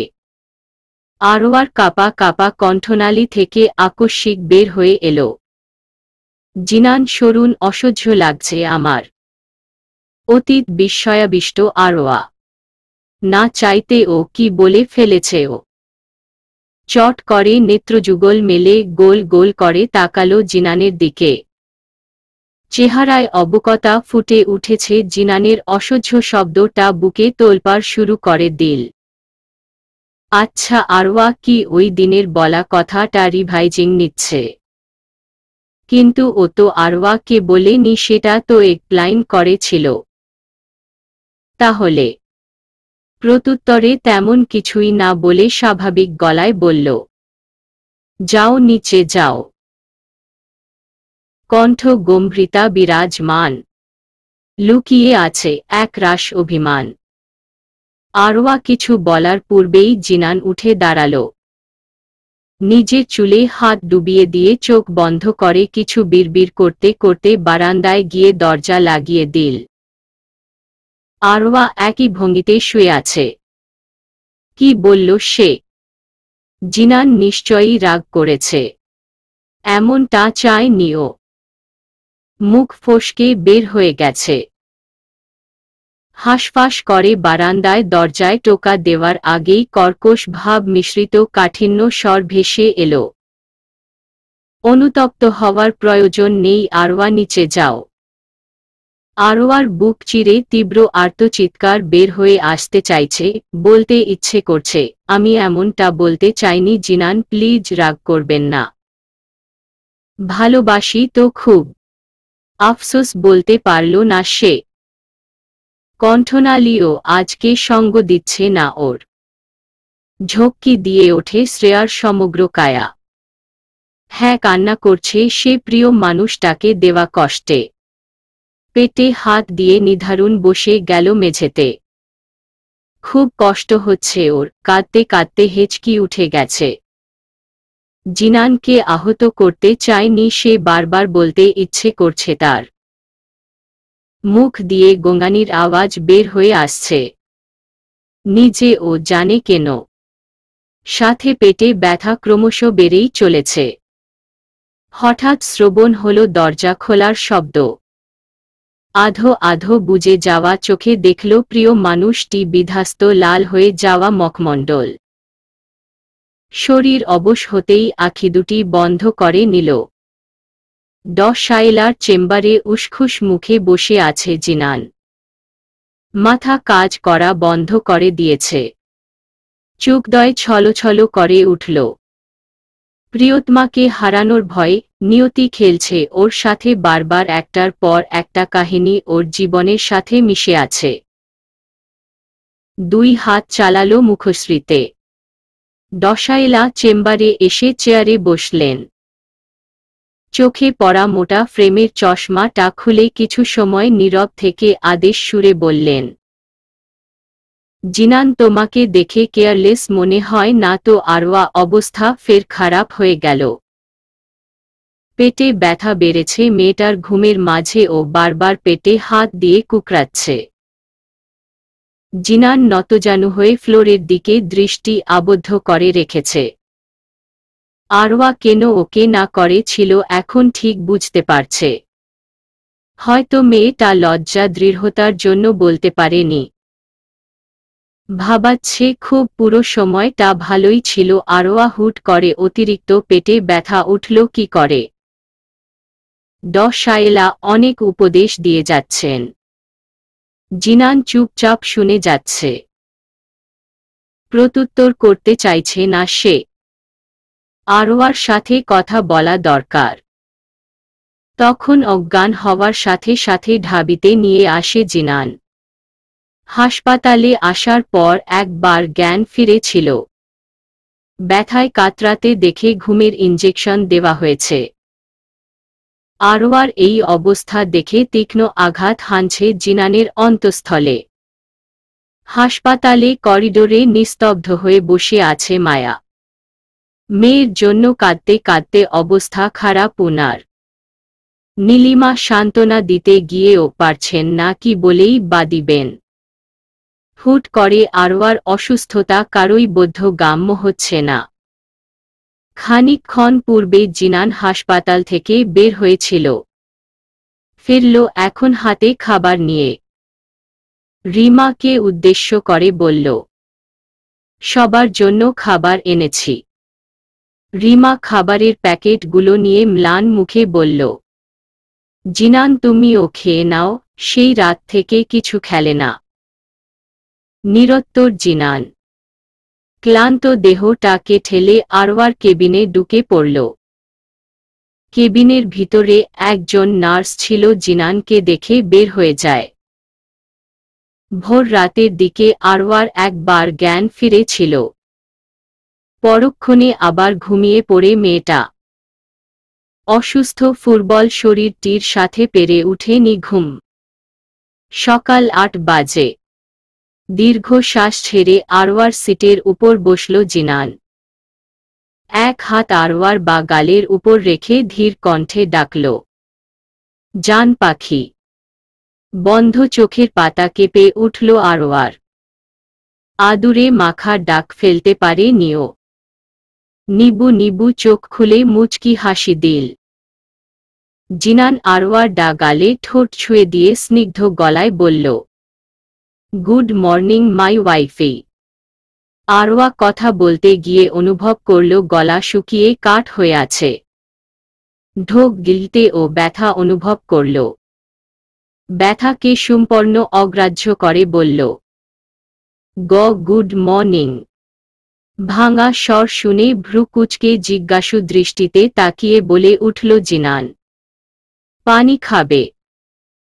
মাথা দুলিয়ে সম্মতি দিল আরওয়া। সম্মতি পেয়ে চট করে পানি নিয়ে আরওয়াকে খাইয়ে দিল।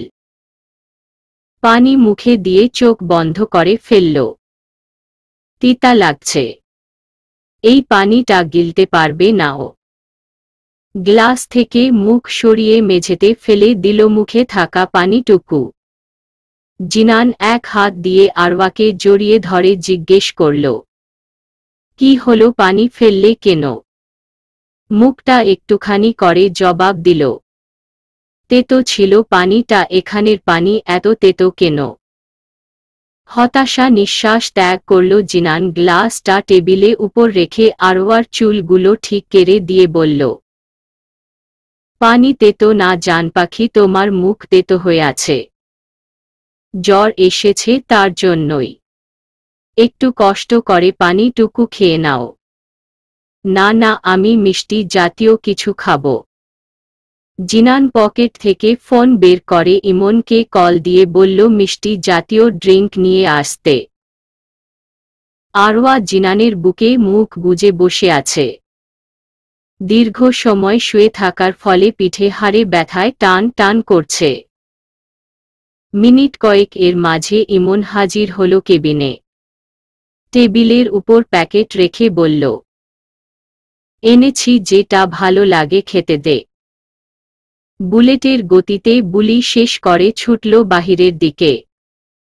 জিনান অন্য হাত দিয়ে একটা একটা করে আরওয়াকে দিল। প্রথম তিনটা মুখে লাগিয়ে মুখ সরিয়ে নিলে ও 4 নাম্বারটা অর্ধেক খেল। এখন গলাটা ঠিক লাগছে মোটামুটি। অতিবাহিত হল কিছু সময়। নীরবতা কাটিয়ে প্রশ্ন করল জিনান, তুমি কি পেটে ব্যথা পেয়েছিলে? হৃৎস্পন্দন থেমে যাওয়ার জোগাড়।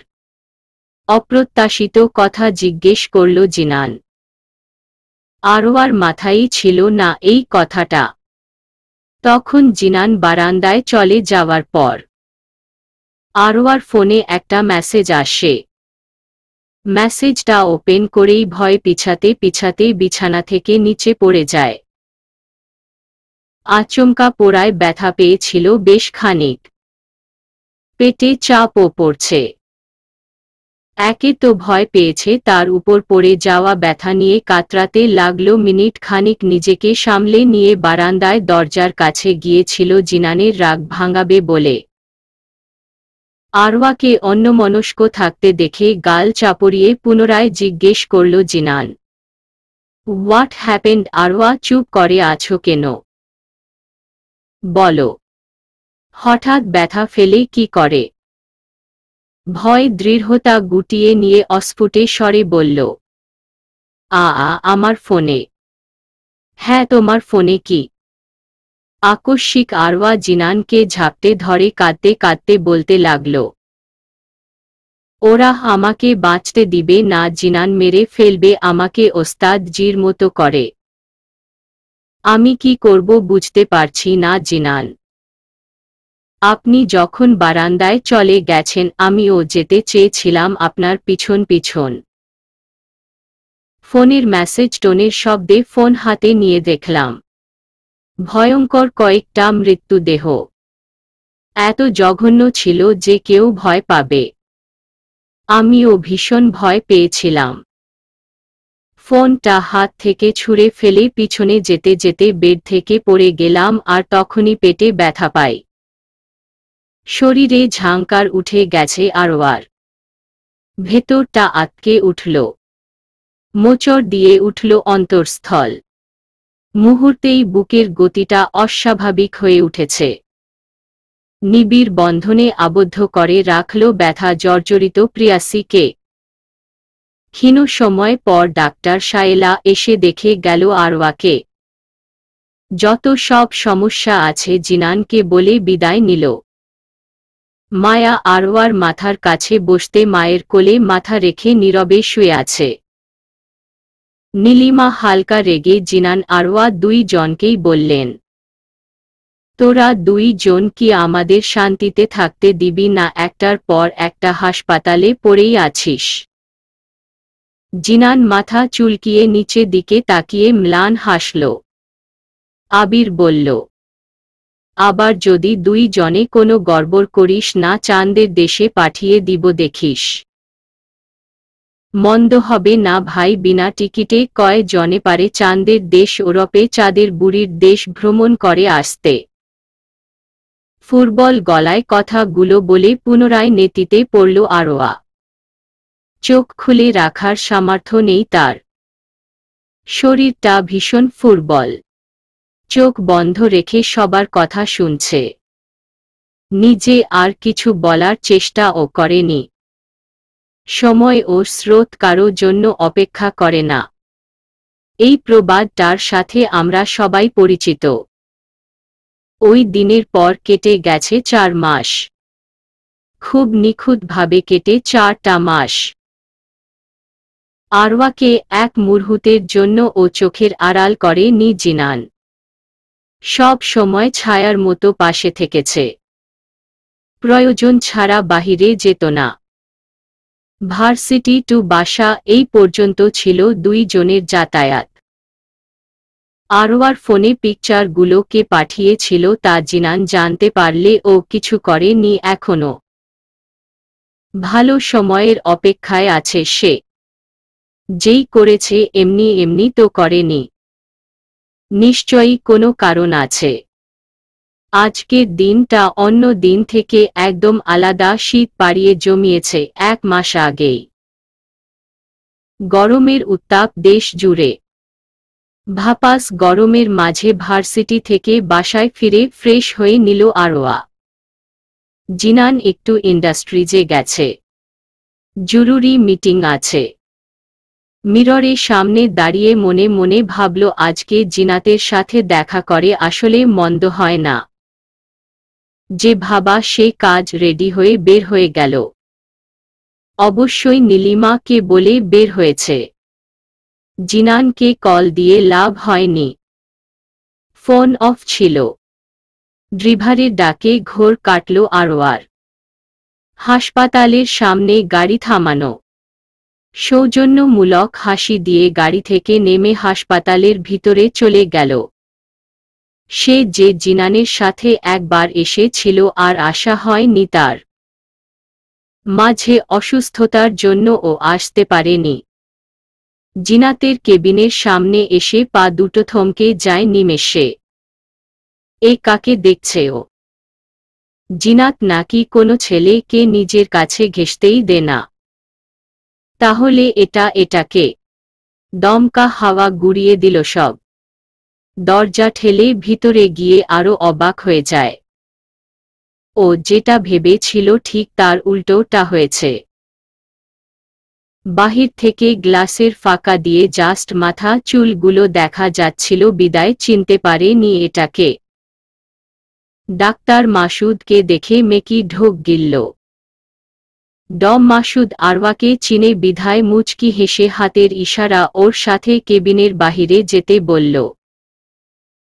আরওয়া জিনাতের ঘুমান্ত মুখটার দিকে এক নজর চেয়ে ভদ্র মেয়ের মতো মাসুদের পিছন পিছন গেলে। চুপচাপ হাঁটল। করিডোরের শেষ প্রান্তে এসে বড় থাইটার পাশে দাঁড়াল ওরা। মাসুদ গলা ঝেড়ে বলল, তোমার বোন সজ্ঞানে তো আমাকে কাছেই ঘেঁষতে দে না। সুস্থ করার জন্য তো ডাক্তারের কাছে যাওয়া প্রয়োজন না। যখন ঘুমায় তখন গিয়ে দেখে আসি। ধাতস্থ হয়ে নিস্পৃহ সুরে বলল। আপু ঠিক হবে কখন? মলিন হয়ে গেল মাসুদের হাস্যোজ্জ্বল মুখখানা। সরু শ্বাস ফেলে বাহিরের দিকে তাকিয়ে জবাবে বলল, যে নিজেই ঠিক হতে চায় না তাকে আমরা কত জোর করতে পারি? ঔষধে যদি মানুষ ঠিক হয়ে যেত তাহলে কেউ প্রকৃতি সুখ খুঁজত না, আলাদা শান্তি খুঁজত না। ভালোবাসেন আপুকে? অবাক হল মাসুদ। ভ্রু জোড়া টান টান করে অনাথ স্বরে বলে উঠল, কি বলছো মিসেস আরশাদ? যা বলেছি ঠিকই তো বললাম, বিয়ে করেননি সেটাই প্রমাণ আপুকে এখনও ভালোবাসেন। চোখের কোল ভিজে উঠল মাসুদের। ডান হাতের 2 আঙ্গুল দিয়ে মুছে নিল পানিটুকু পড়ার আগেই। খুন মনে বলে উঠল, হ্যাঁ বাসি খুব বেশি। লাভ স্টোরিটা শোনাবেন। আরওয়ার আবদার ফেলল না মাসুদ নিজেকে স্বাভাবিক করে প্রত্যুত্তরে শুধাল, এখানে বেশিক্ষণ দাঁড়িয়ে কথা বলা যাবে না, চলো আশেপাশে কোনো ক্যাফেতে বসি। ইয়াহ চলুন। হাসপাতালের পাশে ক্যাফেতে এসে বসল আরওয়া মাসুদ। কফি অর্ডার দিয়ে মাসুদ বলল, সবে কি ইন্টার ফার্স্ট ইয়ারে উঠেছিলাম। আমার জিনাতের 2 জনেরই ইচ্ছে ছিল ডাক্তার হওয়ার। মাঝ পথে ও সরে যায়, আড়াল হয়ে যায়। ঝড় এসে পাল্টে দিল মেধাবী শিক্ষার্থীটাকে।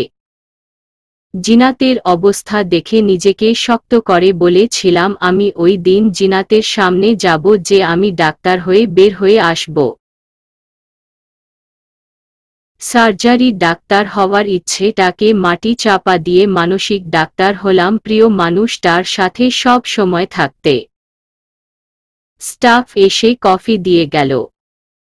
কয়েক চুমুক কফি খেয়ে ফের বলতে লাগল, শুরুটা হয়েছিল ক্লাস 5 থেকে।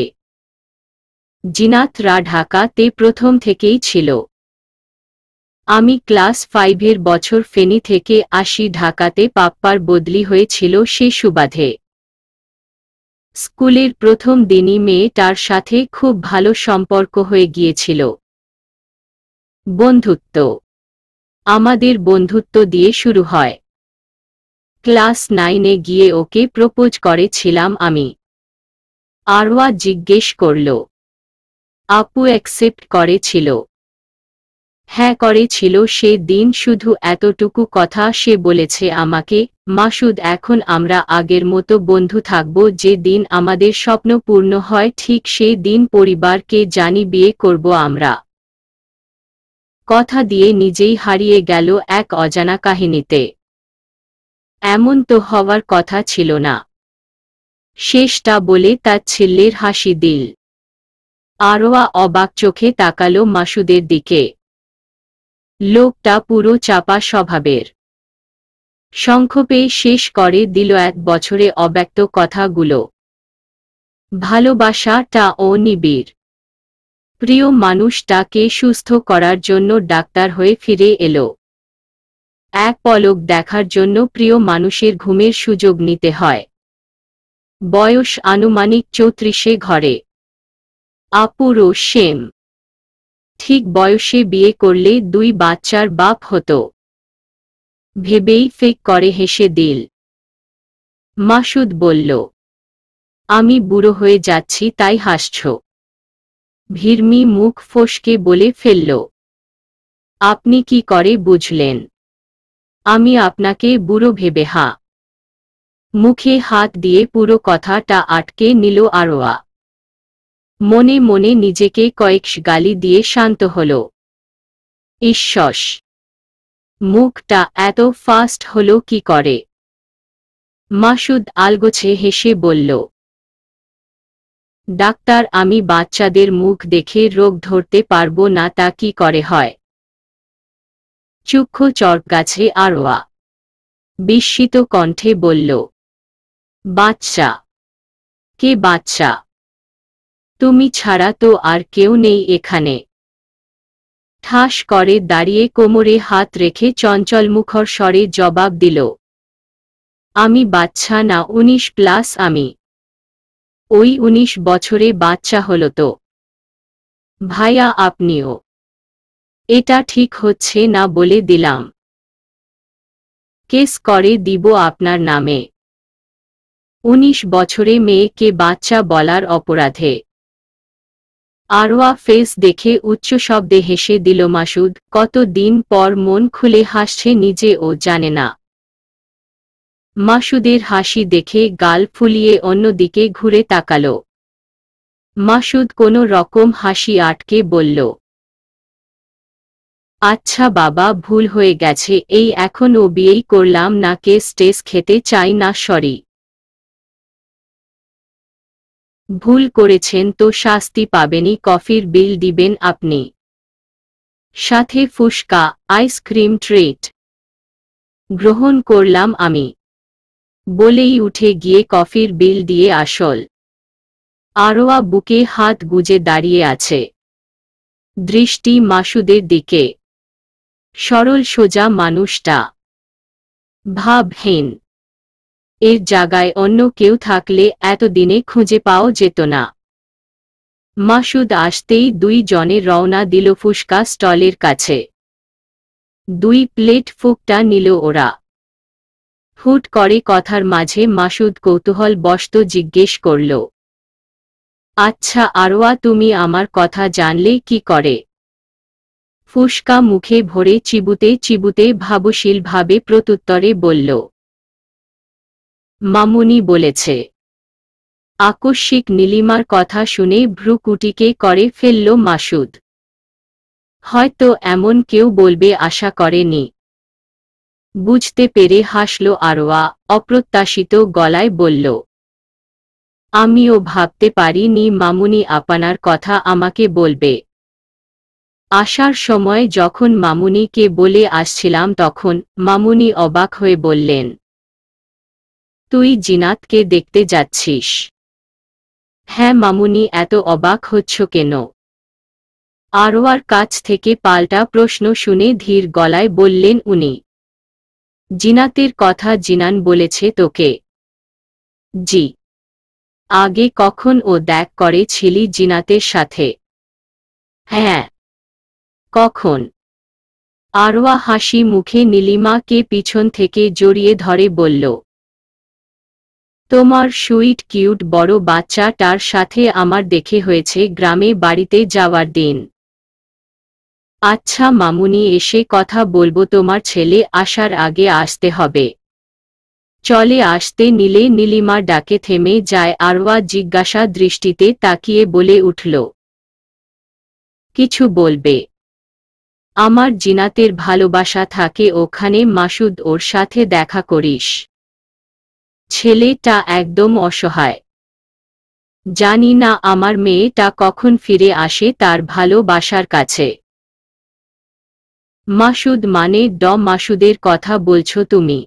হ্যাঁ। ওরা 2 জন 2 জনকে অনেক ভালোবাসত। ছেলেটা এখনও ভালোবাসে, কিন্তু মেয়েটা নির্মম পরিস্থিতিতে পড়ে সবাইকে ভুলে গেছে। জানিস আরু, জিনাত প্রতিদিন বাহির থেকে ফিরে এসে আমাকে মাসুদের কথা বলত। কি করেছে, কোথায় ঘুরতে গেছে, সব কিছু। দীর্ঘশ্বাস ফেলে বললেন, কেউ জানে না ওদের প্রেম কাহিনীর কথা, আজকে তুই জানলি। ছেলেটার সাথে কথা বলে আসিস। তুই কথা বললে মাসুদের ভার মন কিছুটা হালকা হবে। আরওয়ার হাতে আইসক্রিম দিয়ে মোহনীয় গলায় বলল, শাশুড়ি মা ভুল বলে নি, তুমি দেখতেই মিষ্টি একটা মেয়ে, কিছু সময় কাটালে যে কারোই মন ভালো হয়ে যাবে। একটু বেশিই বলছেন ভাইয়া। এতটুকুও কম তোমার জন্য। নিজের সুনাম শুনে নিজেরই লজ্জা লাগছে। প্রসঙ্গ পাল্টানোর জন্য বলল, চলুন আপু, উঠে গেছে হয়তো, দেখা করে দ্রুত বাসায় যেতে হবে। দুজনে মিলে আবার হাসপাতালের দিকে যেতে লাগল। কথার মাঝে মাঝে হাসতে ভুলছে না ওরা। সব কিছু দূর থেকে কেউ একজন ক্যামেরা বন্দি করে নিল, কাঙ্ক্ষিত একজনকে দেখাবে বলে। যতক্ষণ না আরওয়া মাসুদ আড়াল হয়েছে ততক্ষণ ছিল লোকটা। মুখে পৈশাচিক হাসি ঝুলিয়ে জাগায় ত্যাগ করল অজানা লোকটা। জিনাতের কেবিনের কাছে আসতেই ম্লান মুখে বিদায় নিয়ে চলে গেল মাসুদ। ছোট একটা শ্বাস ছাড়ল আরোয়া। আলতো হাতে দরজা নক করে ভিতরে গেল। জিনাত আরওয়াকে দেখা মাত্রই মুখ গোমরা করে বলল, এত দিন পর এলে তুমি? তোমার সাথে কথাই নেই। আরওয়া অবাক হল জিনাতের স্মৃতিচারণ দেখে। প্রায় 4 মাস আগে এসেছিল ও। অবাক মুখ ভঙ্গি নিয়ে জিনাতের পাশে গিয়ে বসল। জিনাত অন্যদিকে মুখ করে বসে আছে। আরওয়াকে নিজের পাশে বসতে দেখে আর চোখে তাকিয়ে আবার আগের ন্যায় অন্যদিকে তাকাল। সরি।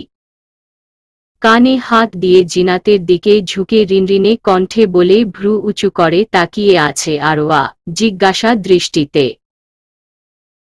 জিনাত কি বলে শুনতে চায় ও। কয়েক সেকেন্ড পর জিনাত একই ভঙ্গিতে থেকে বলল, সরি নিব না আমি, আমার সাথে খেলতে হবে। খেলবে?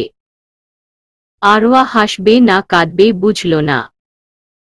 তারপরে ও ঠোঁটের কোণের হাসিকে প্রসারিত করে বলল, ডান। খেলবে তুমি? হ্যাঁ। এবার কান থেকে হাত নামাই। নামাও। তুমি বসো, আমি খেলনা নিয়ে আসছি। বলেই ছুটে অন্যদিকে চলে গেল। আরওয়া পুরো কেবিন চোখ বুলিয়ে দেখল। যাবতীয় সব জিনিস আছে এখানে। কাবার্ড, ড্রেসিং টেবিল, চেয়ার, মাঝারি সাইজের একটা পড়ার টেবিল, তার পাশে বুক শেলফ, বেড, সাইড টেবিলে টিভি প্লাস টিভির ক্যাবিনেট, সুন্দর ডিজাইন করার খেলনা রাখার জন্য আলাদা একটা ক্যাবিনেট আছে। কেবিনের সাথে অ্যাটাচ করা ওয়াশরুম। কেবিনের দক্ষিণ দিকে বড় একটা উইন্ড থাই গ্লাসে। বেশ বড় কেবিনটা। অনেক সুন্দর করে সাজানো গোছানো। সব জিনানের কামাল। বোনটাকে মানসিক হাসপাতালে এমনি ফেলে রাখেনি। এক্সট্রা টাকা দিয়ে এসব করেছে। জিনাত কেবিনেট থেকে সকল খেলনা মেঝেতে সাজিয়ে রেখে আরওয়াকে ডেকে শুধাল, আসো আমরা দুই বোন মিলে অনেক সময় ধরে খেলব। কথাটা গভীরে গিয়ে লাগলো আরওয়ার। জিনাতের মুখে যতবারই বোন শব্দটা শুনে অন্য রকম ভালো লাগে। চিন্তা ভাবনা সাইডে রেখে খেলায় মনোযোগ দিল। কেবিনে উপস্থিত থাকা নার্সটা চোখের পানি মুছে বের হয়ে আসলেন কেবিন থেকে। উনি খুব করে চান সুন্দর রণনীটা অতি দ্রুত সুস্থ সবল হয়ে যাক। সে 17 বছরের তরুণীকে আজকে এত বছর ধরে দেখছেন উনি, কোনো পরিবর্তন নেই মেয়েটার। কবে যে সব ঠিক হবে। এমন একটা মেয়ের এই অবস্থা কেউ মেনে নিতে পারবে না। খুশি মনে বাসায় ঢুকল আরওয়া। ঘড়ির কাঁটা 8টার ঘরে। জিনাত আজকে আরওয়াকে ছাড়তেই চায়নি। এক প্রকার বুঝিয়ে শুনিয়ে এসেছে। বাসা নিস্তব্ধ দেখে হতভম্ব হয়ে এদিক সেদিক নীলিমাকে খুঁজল। না পেয়ে সার্ভেন্টকে জিজ্ঞেস করল, মামুনি কোথায়? বাসায় আপনারা কেউ তো নেই, উনার কাছে ভালো লাগছিল না, তাই মামাদের বাসায় গিয়েছে। ওহ আচ্ছা। আপনার কিছু লাগবে ম্যাম? আপাতত না, লাগলে আমি বলবো।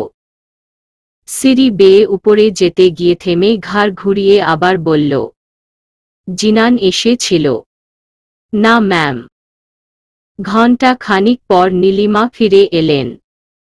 তার কিছু সময় পর ওসমানও এলেন। আরওয়া ক্ষান্ত মনে বারবার ঘড়ির টাইম দেখছে। জিনান এত দেরি করে না। তাহলে আজকে এখনো এলো না কেন? কি করছিস আরু? ও মামুনি কিছু না। নীলিমা আরওয়া মাথায় হাত রেখে বললেন। যত পড়া আছে পড়ে পড়ে নিস, এখন খেতে চল। তোমার ছেলে আসলে খাবো। জিনান তোকে বলে নি? আমাকে তো বলেছে আজকে একটার আগে আসবে না, একটার পর ও হতে পারে। ভ্রু কুঁচকে আখি জোড়া উঁচিয়ে তাকালো নীলিমার দিকে, সাথে সাথে আবার নজর সরিয়ে ফেলে। এক রাশ অভিমান এসে ভিড় করল মনে গভীরে। সে দুপুর থেকে ননস্টপ কল দিয়েই যাচ্ছে আরোয়া। জিনান না কল করছে না ধরছে। নীলিমা আরোয়ার দুই হাতের মাঝখানের বই খাতাগুলো বন্ধ করে ব্যস্ত গলায় বলল, কি হলো? চল, তোকে খেয়ে নিতে বলেছে। কথা না শুনলে আবার বকবে। কাতর চোখে চেয়ে আবদার করে বলে উঠল, মামুনি থাকি না, আর একটু পরে খেয়ে নিব। পাক্কা? পাক্কা খেয়ে নিবি তো? ঠোঁট প্রসারিত করে বলল, জি। নীলিমা আর কিছু না বলে চলে গেলেন। এই মেয়ে ও তার ছেলের মতো যা বলে তাই করে ছাড়ে। লোহাকে লোহাই কাটতে পারে, তেমনি জিনান আরওয়াকে, আর আরওয়া জিনানকে সামলাতে পারে। আরওয়া পুনরায় বই খাতা খুলে পড়তে লাগল। কি পড়ছে, কি লিখছে, তার ধারণার বাহিরে। জিভ দিয়ে ঠোঁট জোড়া ভিজিয়ে মুঠোফোন হাতে নিয়ে জিনানের নাম্বারে কল দিল। 2 বার রিং হওয়ার পর লাইন কেটে যায়। হতবিহ্বল আরোয়া হাতে থাকা ফোনের দিকে অবাক চোখে তাকিয়ে আছে। জিনান ওর কল কেটে দিয়েছে ভাবতেই পেটে মোছাড় দিয়ে উঠল। সাথে অভিমান তরতর করে বাড়তে লাগল। কেন এমন করছে জিনান? কি হয়েছে ওর? কোনো সমস্যায় পড়ে নিত? টেবিলে মাথা ঠেকিয়ে চোখ বন্ধ করে নিল। পানির শব্দে ঘুম ছুটে গেল আরওয়ার। চোখ কচলিয়ে উঠে বসে হতবাক হয়ে নিজের অবস্থান বুঝার চেষ্টা করছে। বেড থেকে 2 পা নামিয়ে বসল। জিনান এসে বুঝতে আর বাকি নেই। খট করে দরজা খোলার আওয়াজে ওয়াশরুমের দিকে তাকালো। ডোর ঠেলে বের হয়ে এলো জিনান। জাস্ট টাওয়েল পরনে, উদাম গায়ে।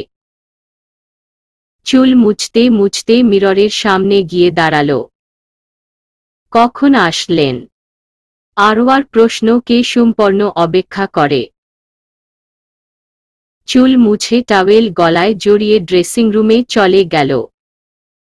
আরওয়া দাঁত দিয়ে ঠোঁট কামড়ে বসে জিনানের হাব ভাব বুঝার চেষ্টা চালাচ্ছে। খিদাও পেয়েছে বেশ খানিক।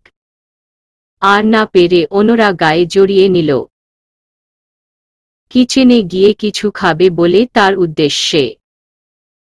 আকস্মিক। ডিনার করতে বলেছিলাম, করেছিলে?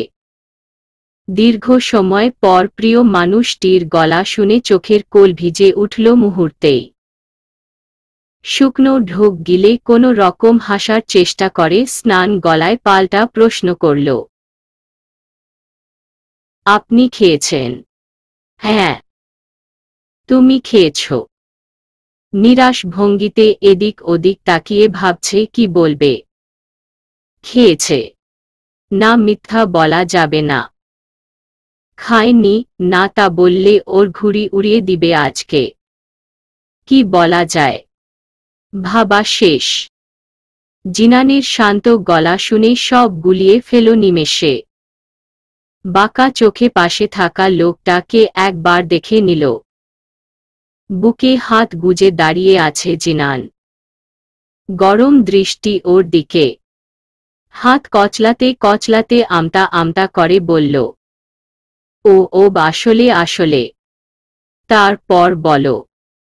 বুকের ভিতর ধারাস ধারাস করছে আরওয়ার। কেন জানে না খুব ভয় পাচ্ছে জিনানকে। হুট করে বাহুতে শক্ত হাতের বাঁধন অনুভব করল। ভয়ে গলা শুকিয়ে কাষ্ঠ। জিনান আরওয়ার দুই বাহু চেপে ধরে ওর দিকে ঘুরালো। কিছুক্ষণ তাকিয়ে থেকে স্থির কণ্ঠে বলল, খাবার খাও নি কেন? আমার দেরি হবে আসতে, মমকে বলেছিলাম তোমাকে খাবার খেয়ে নিতে বলতে। আমার কথা অমান্য করার সাহস হলো কি করে? কথার মধ্যে রাগ জিদ স্পষ্ট। সংকোচ জোরতা কাটিয়ে নেত্রযুগল উঁচিয়ে জিনানের দিকে তাকাল। অভিমানে বুক ভার হয়ে এসেছে। অধর জোড়া ভেঙে এলো। যে কোনো মুহূর্তে কেঁদে দিবে। জিনান অবাক হল কিছুটা। প্রিয়তমার মলিন চেহারা দেখে অন্তরস্থল ধক করে উঠল। অস্থির চিত্তে চেয়ে অতঃপর বলল, কাঁদছ কেন? আরওয়া নাক টেনে অভিযোগ সুরে বলে উঠল, ভার্সিটি থেকে আসার পর আপনাকে কল দিয়ে যাচ্ছি, একটা কল ও রিসিভ করলেন না। কখন ফোন অফ থাকে তো কখনো আপনি নিজেই কেটে দেন। আমি অনেকবার কল করেছিলাম, আসলেন ও দেরি করে। আপনার জন্যই তো খাবার খাইনি আর আপনিই বকছেন। জিনান ভ্রু কুঁচকে হতবিহ্বল হয়ে বলল, আমি কখন তোমার কল কাটলাম? রাতে ডিনারের সময়। মাথায় চাপ দিল জিনান। আরওয়া কল ও কাটবে, কিন্তু কেন? আর কখনোই কাটল? পরক্ষণে কিছু একটা মনে আসতেই ভয়ঙ্কর হয়ে উঠল। চোখ জোড়া লাল হয়ে উঠেছে।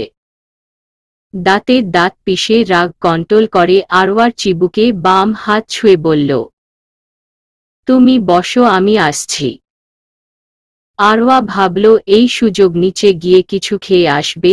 মাথায় ঘোমটা টেনে রুম থেকে বের হয়ে সিঁড়ির কাছে এসে দাঁড়াতেই জিনানকে দেখে থেমে যায়। কিচেন থেকে আসছে জিনান, হাতে প্লেট। আরওয়া ভরকে গেল।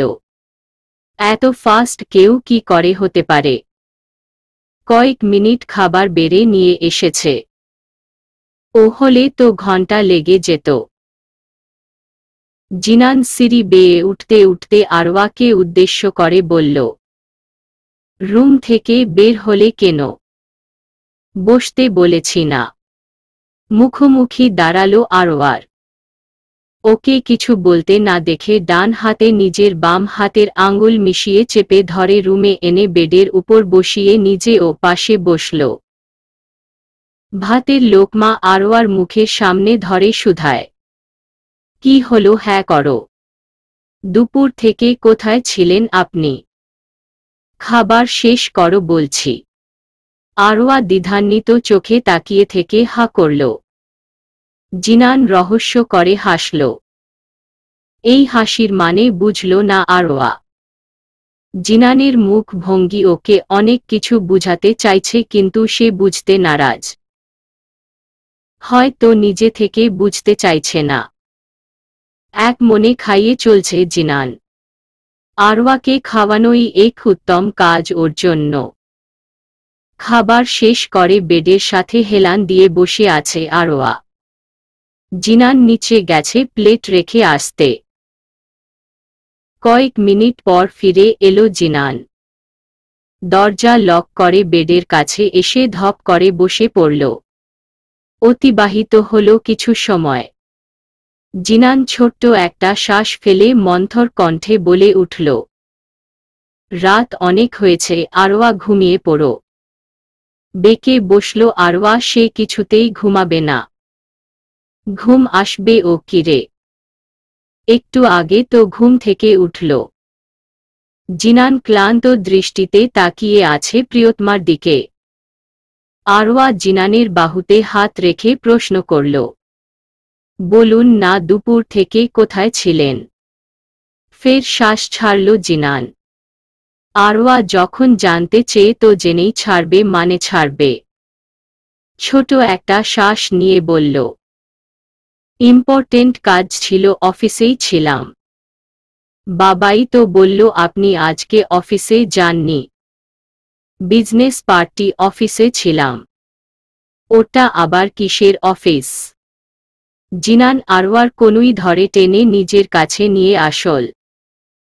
অন্য হাত আরওয়ার কানের নিচে বিচরণ করছে। মুখে গম্ভীরতা টেনে শান্ত গলায় বলল, তুমি এত প্রশ্ন করো কেন?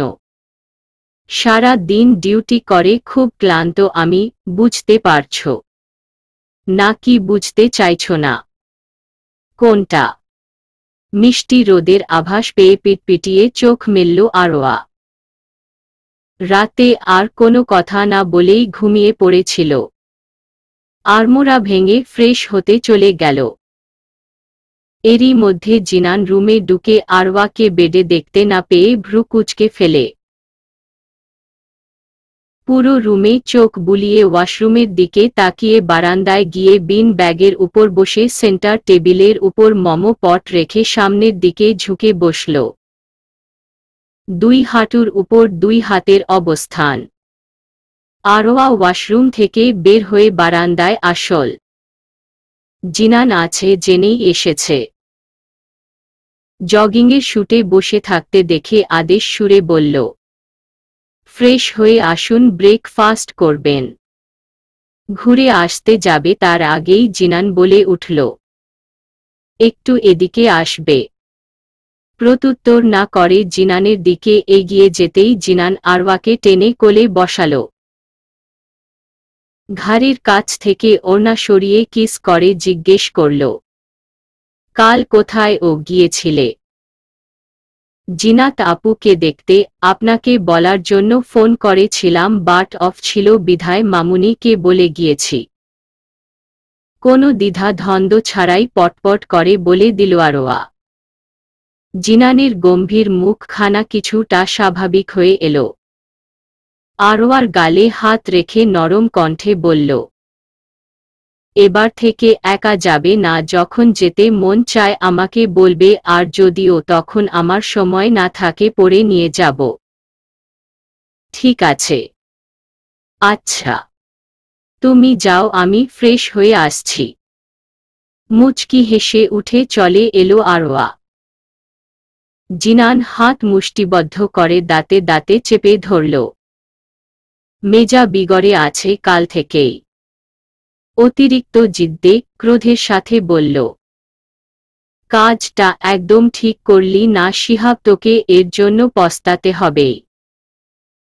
আমার জান পাখিকে নিয়ে আজেবাজে কমেন্ট আমি সহ্য করব না। আরওয়া বিরক্তমাখা কণ্ঠে বলল, বইন ভাই তোরা থামো না রে।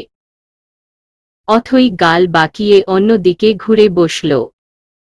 রাফসান হতাশ হয়ে সুর টেনে বলে উঠল, আগে যদি জানতাম আমি জীবনেও এর সাথে রিলেশনে যাইতাম না, এর থেক্কাই রিমি লগে রিলেশনশিপে গেলে আরো ভালা হইত।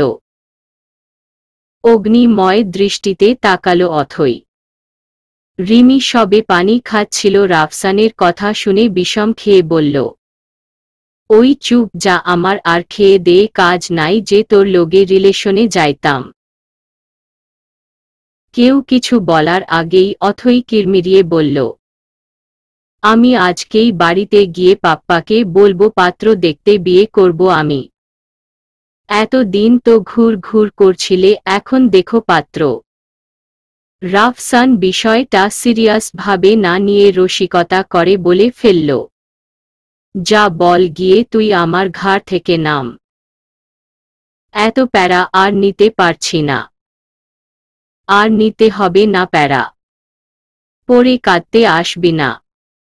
2 দিনের মধ্যেই হবু বর নিয়ে আসব দেখিস। বলেই হনহন করে জাগায় ত্যাগ করে অথই। আরওয়া এতক্ষণ মজা নিয়ে এখন উচ্চ শব্দে হেসে দিল। এর আগে 1000 বার এমন কথা বলেছে অথই। মিল্লাত ফোঁস করে দীর্ঘশ্বাস ফেলে বলল, মেয়েটার বিশ্বাস নেই সত্যি যদি রাফসানের সতীন নিয়া হাজির হয়।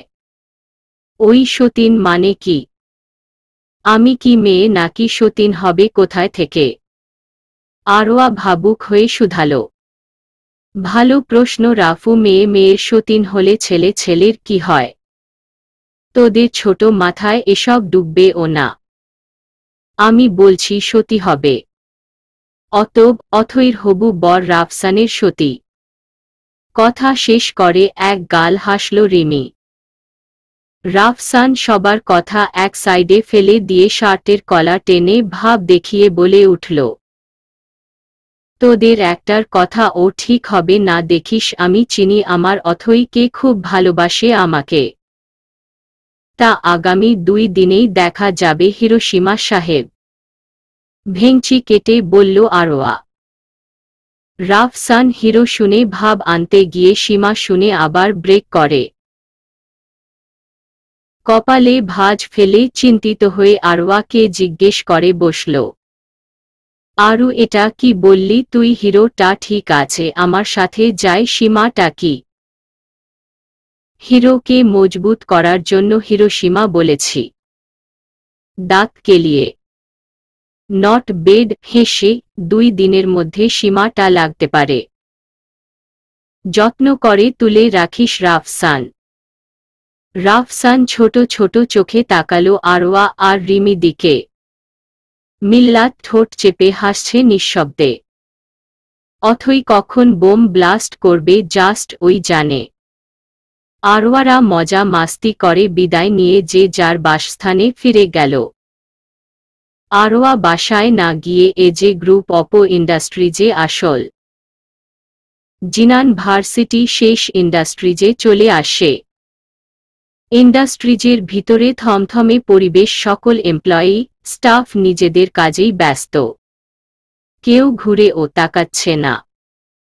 সবার মুখ দেখে মনে হচ্ছে খানিক আগেই ঝাড়ি খেয়েছে ওরা।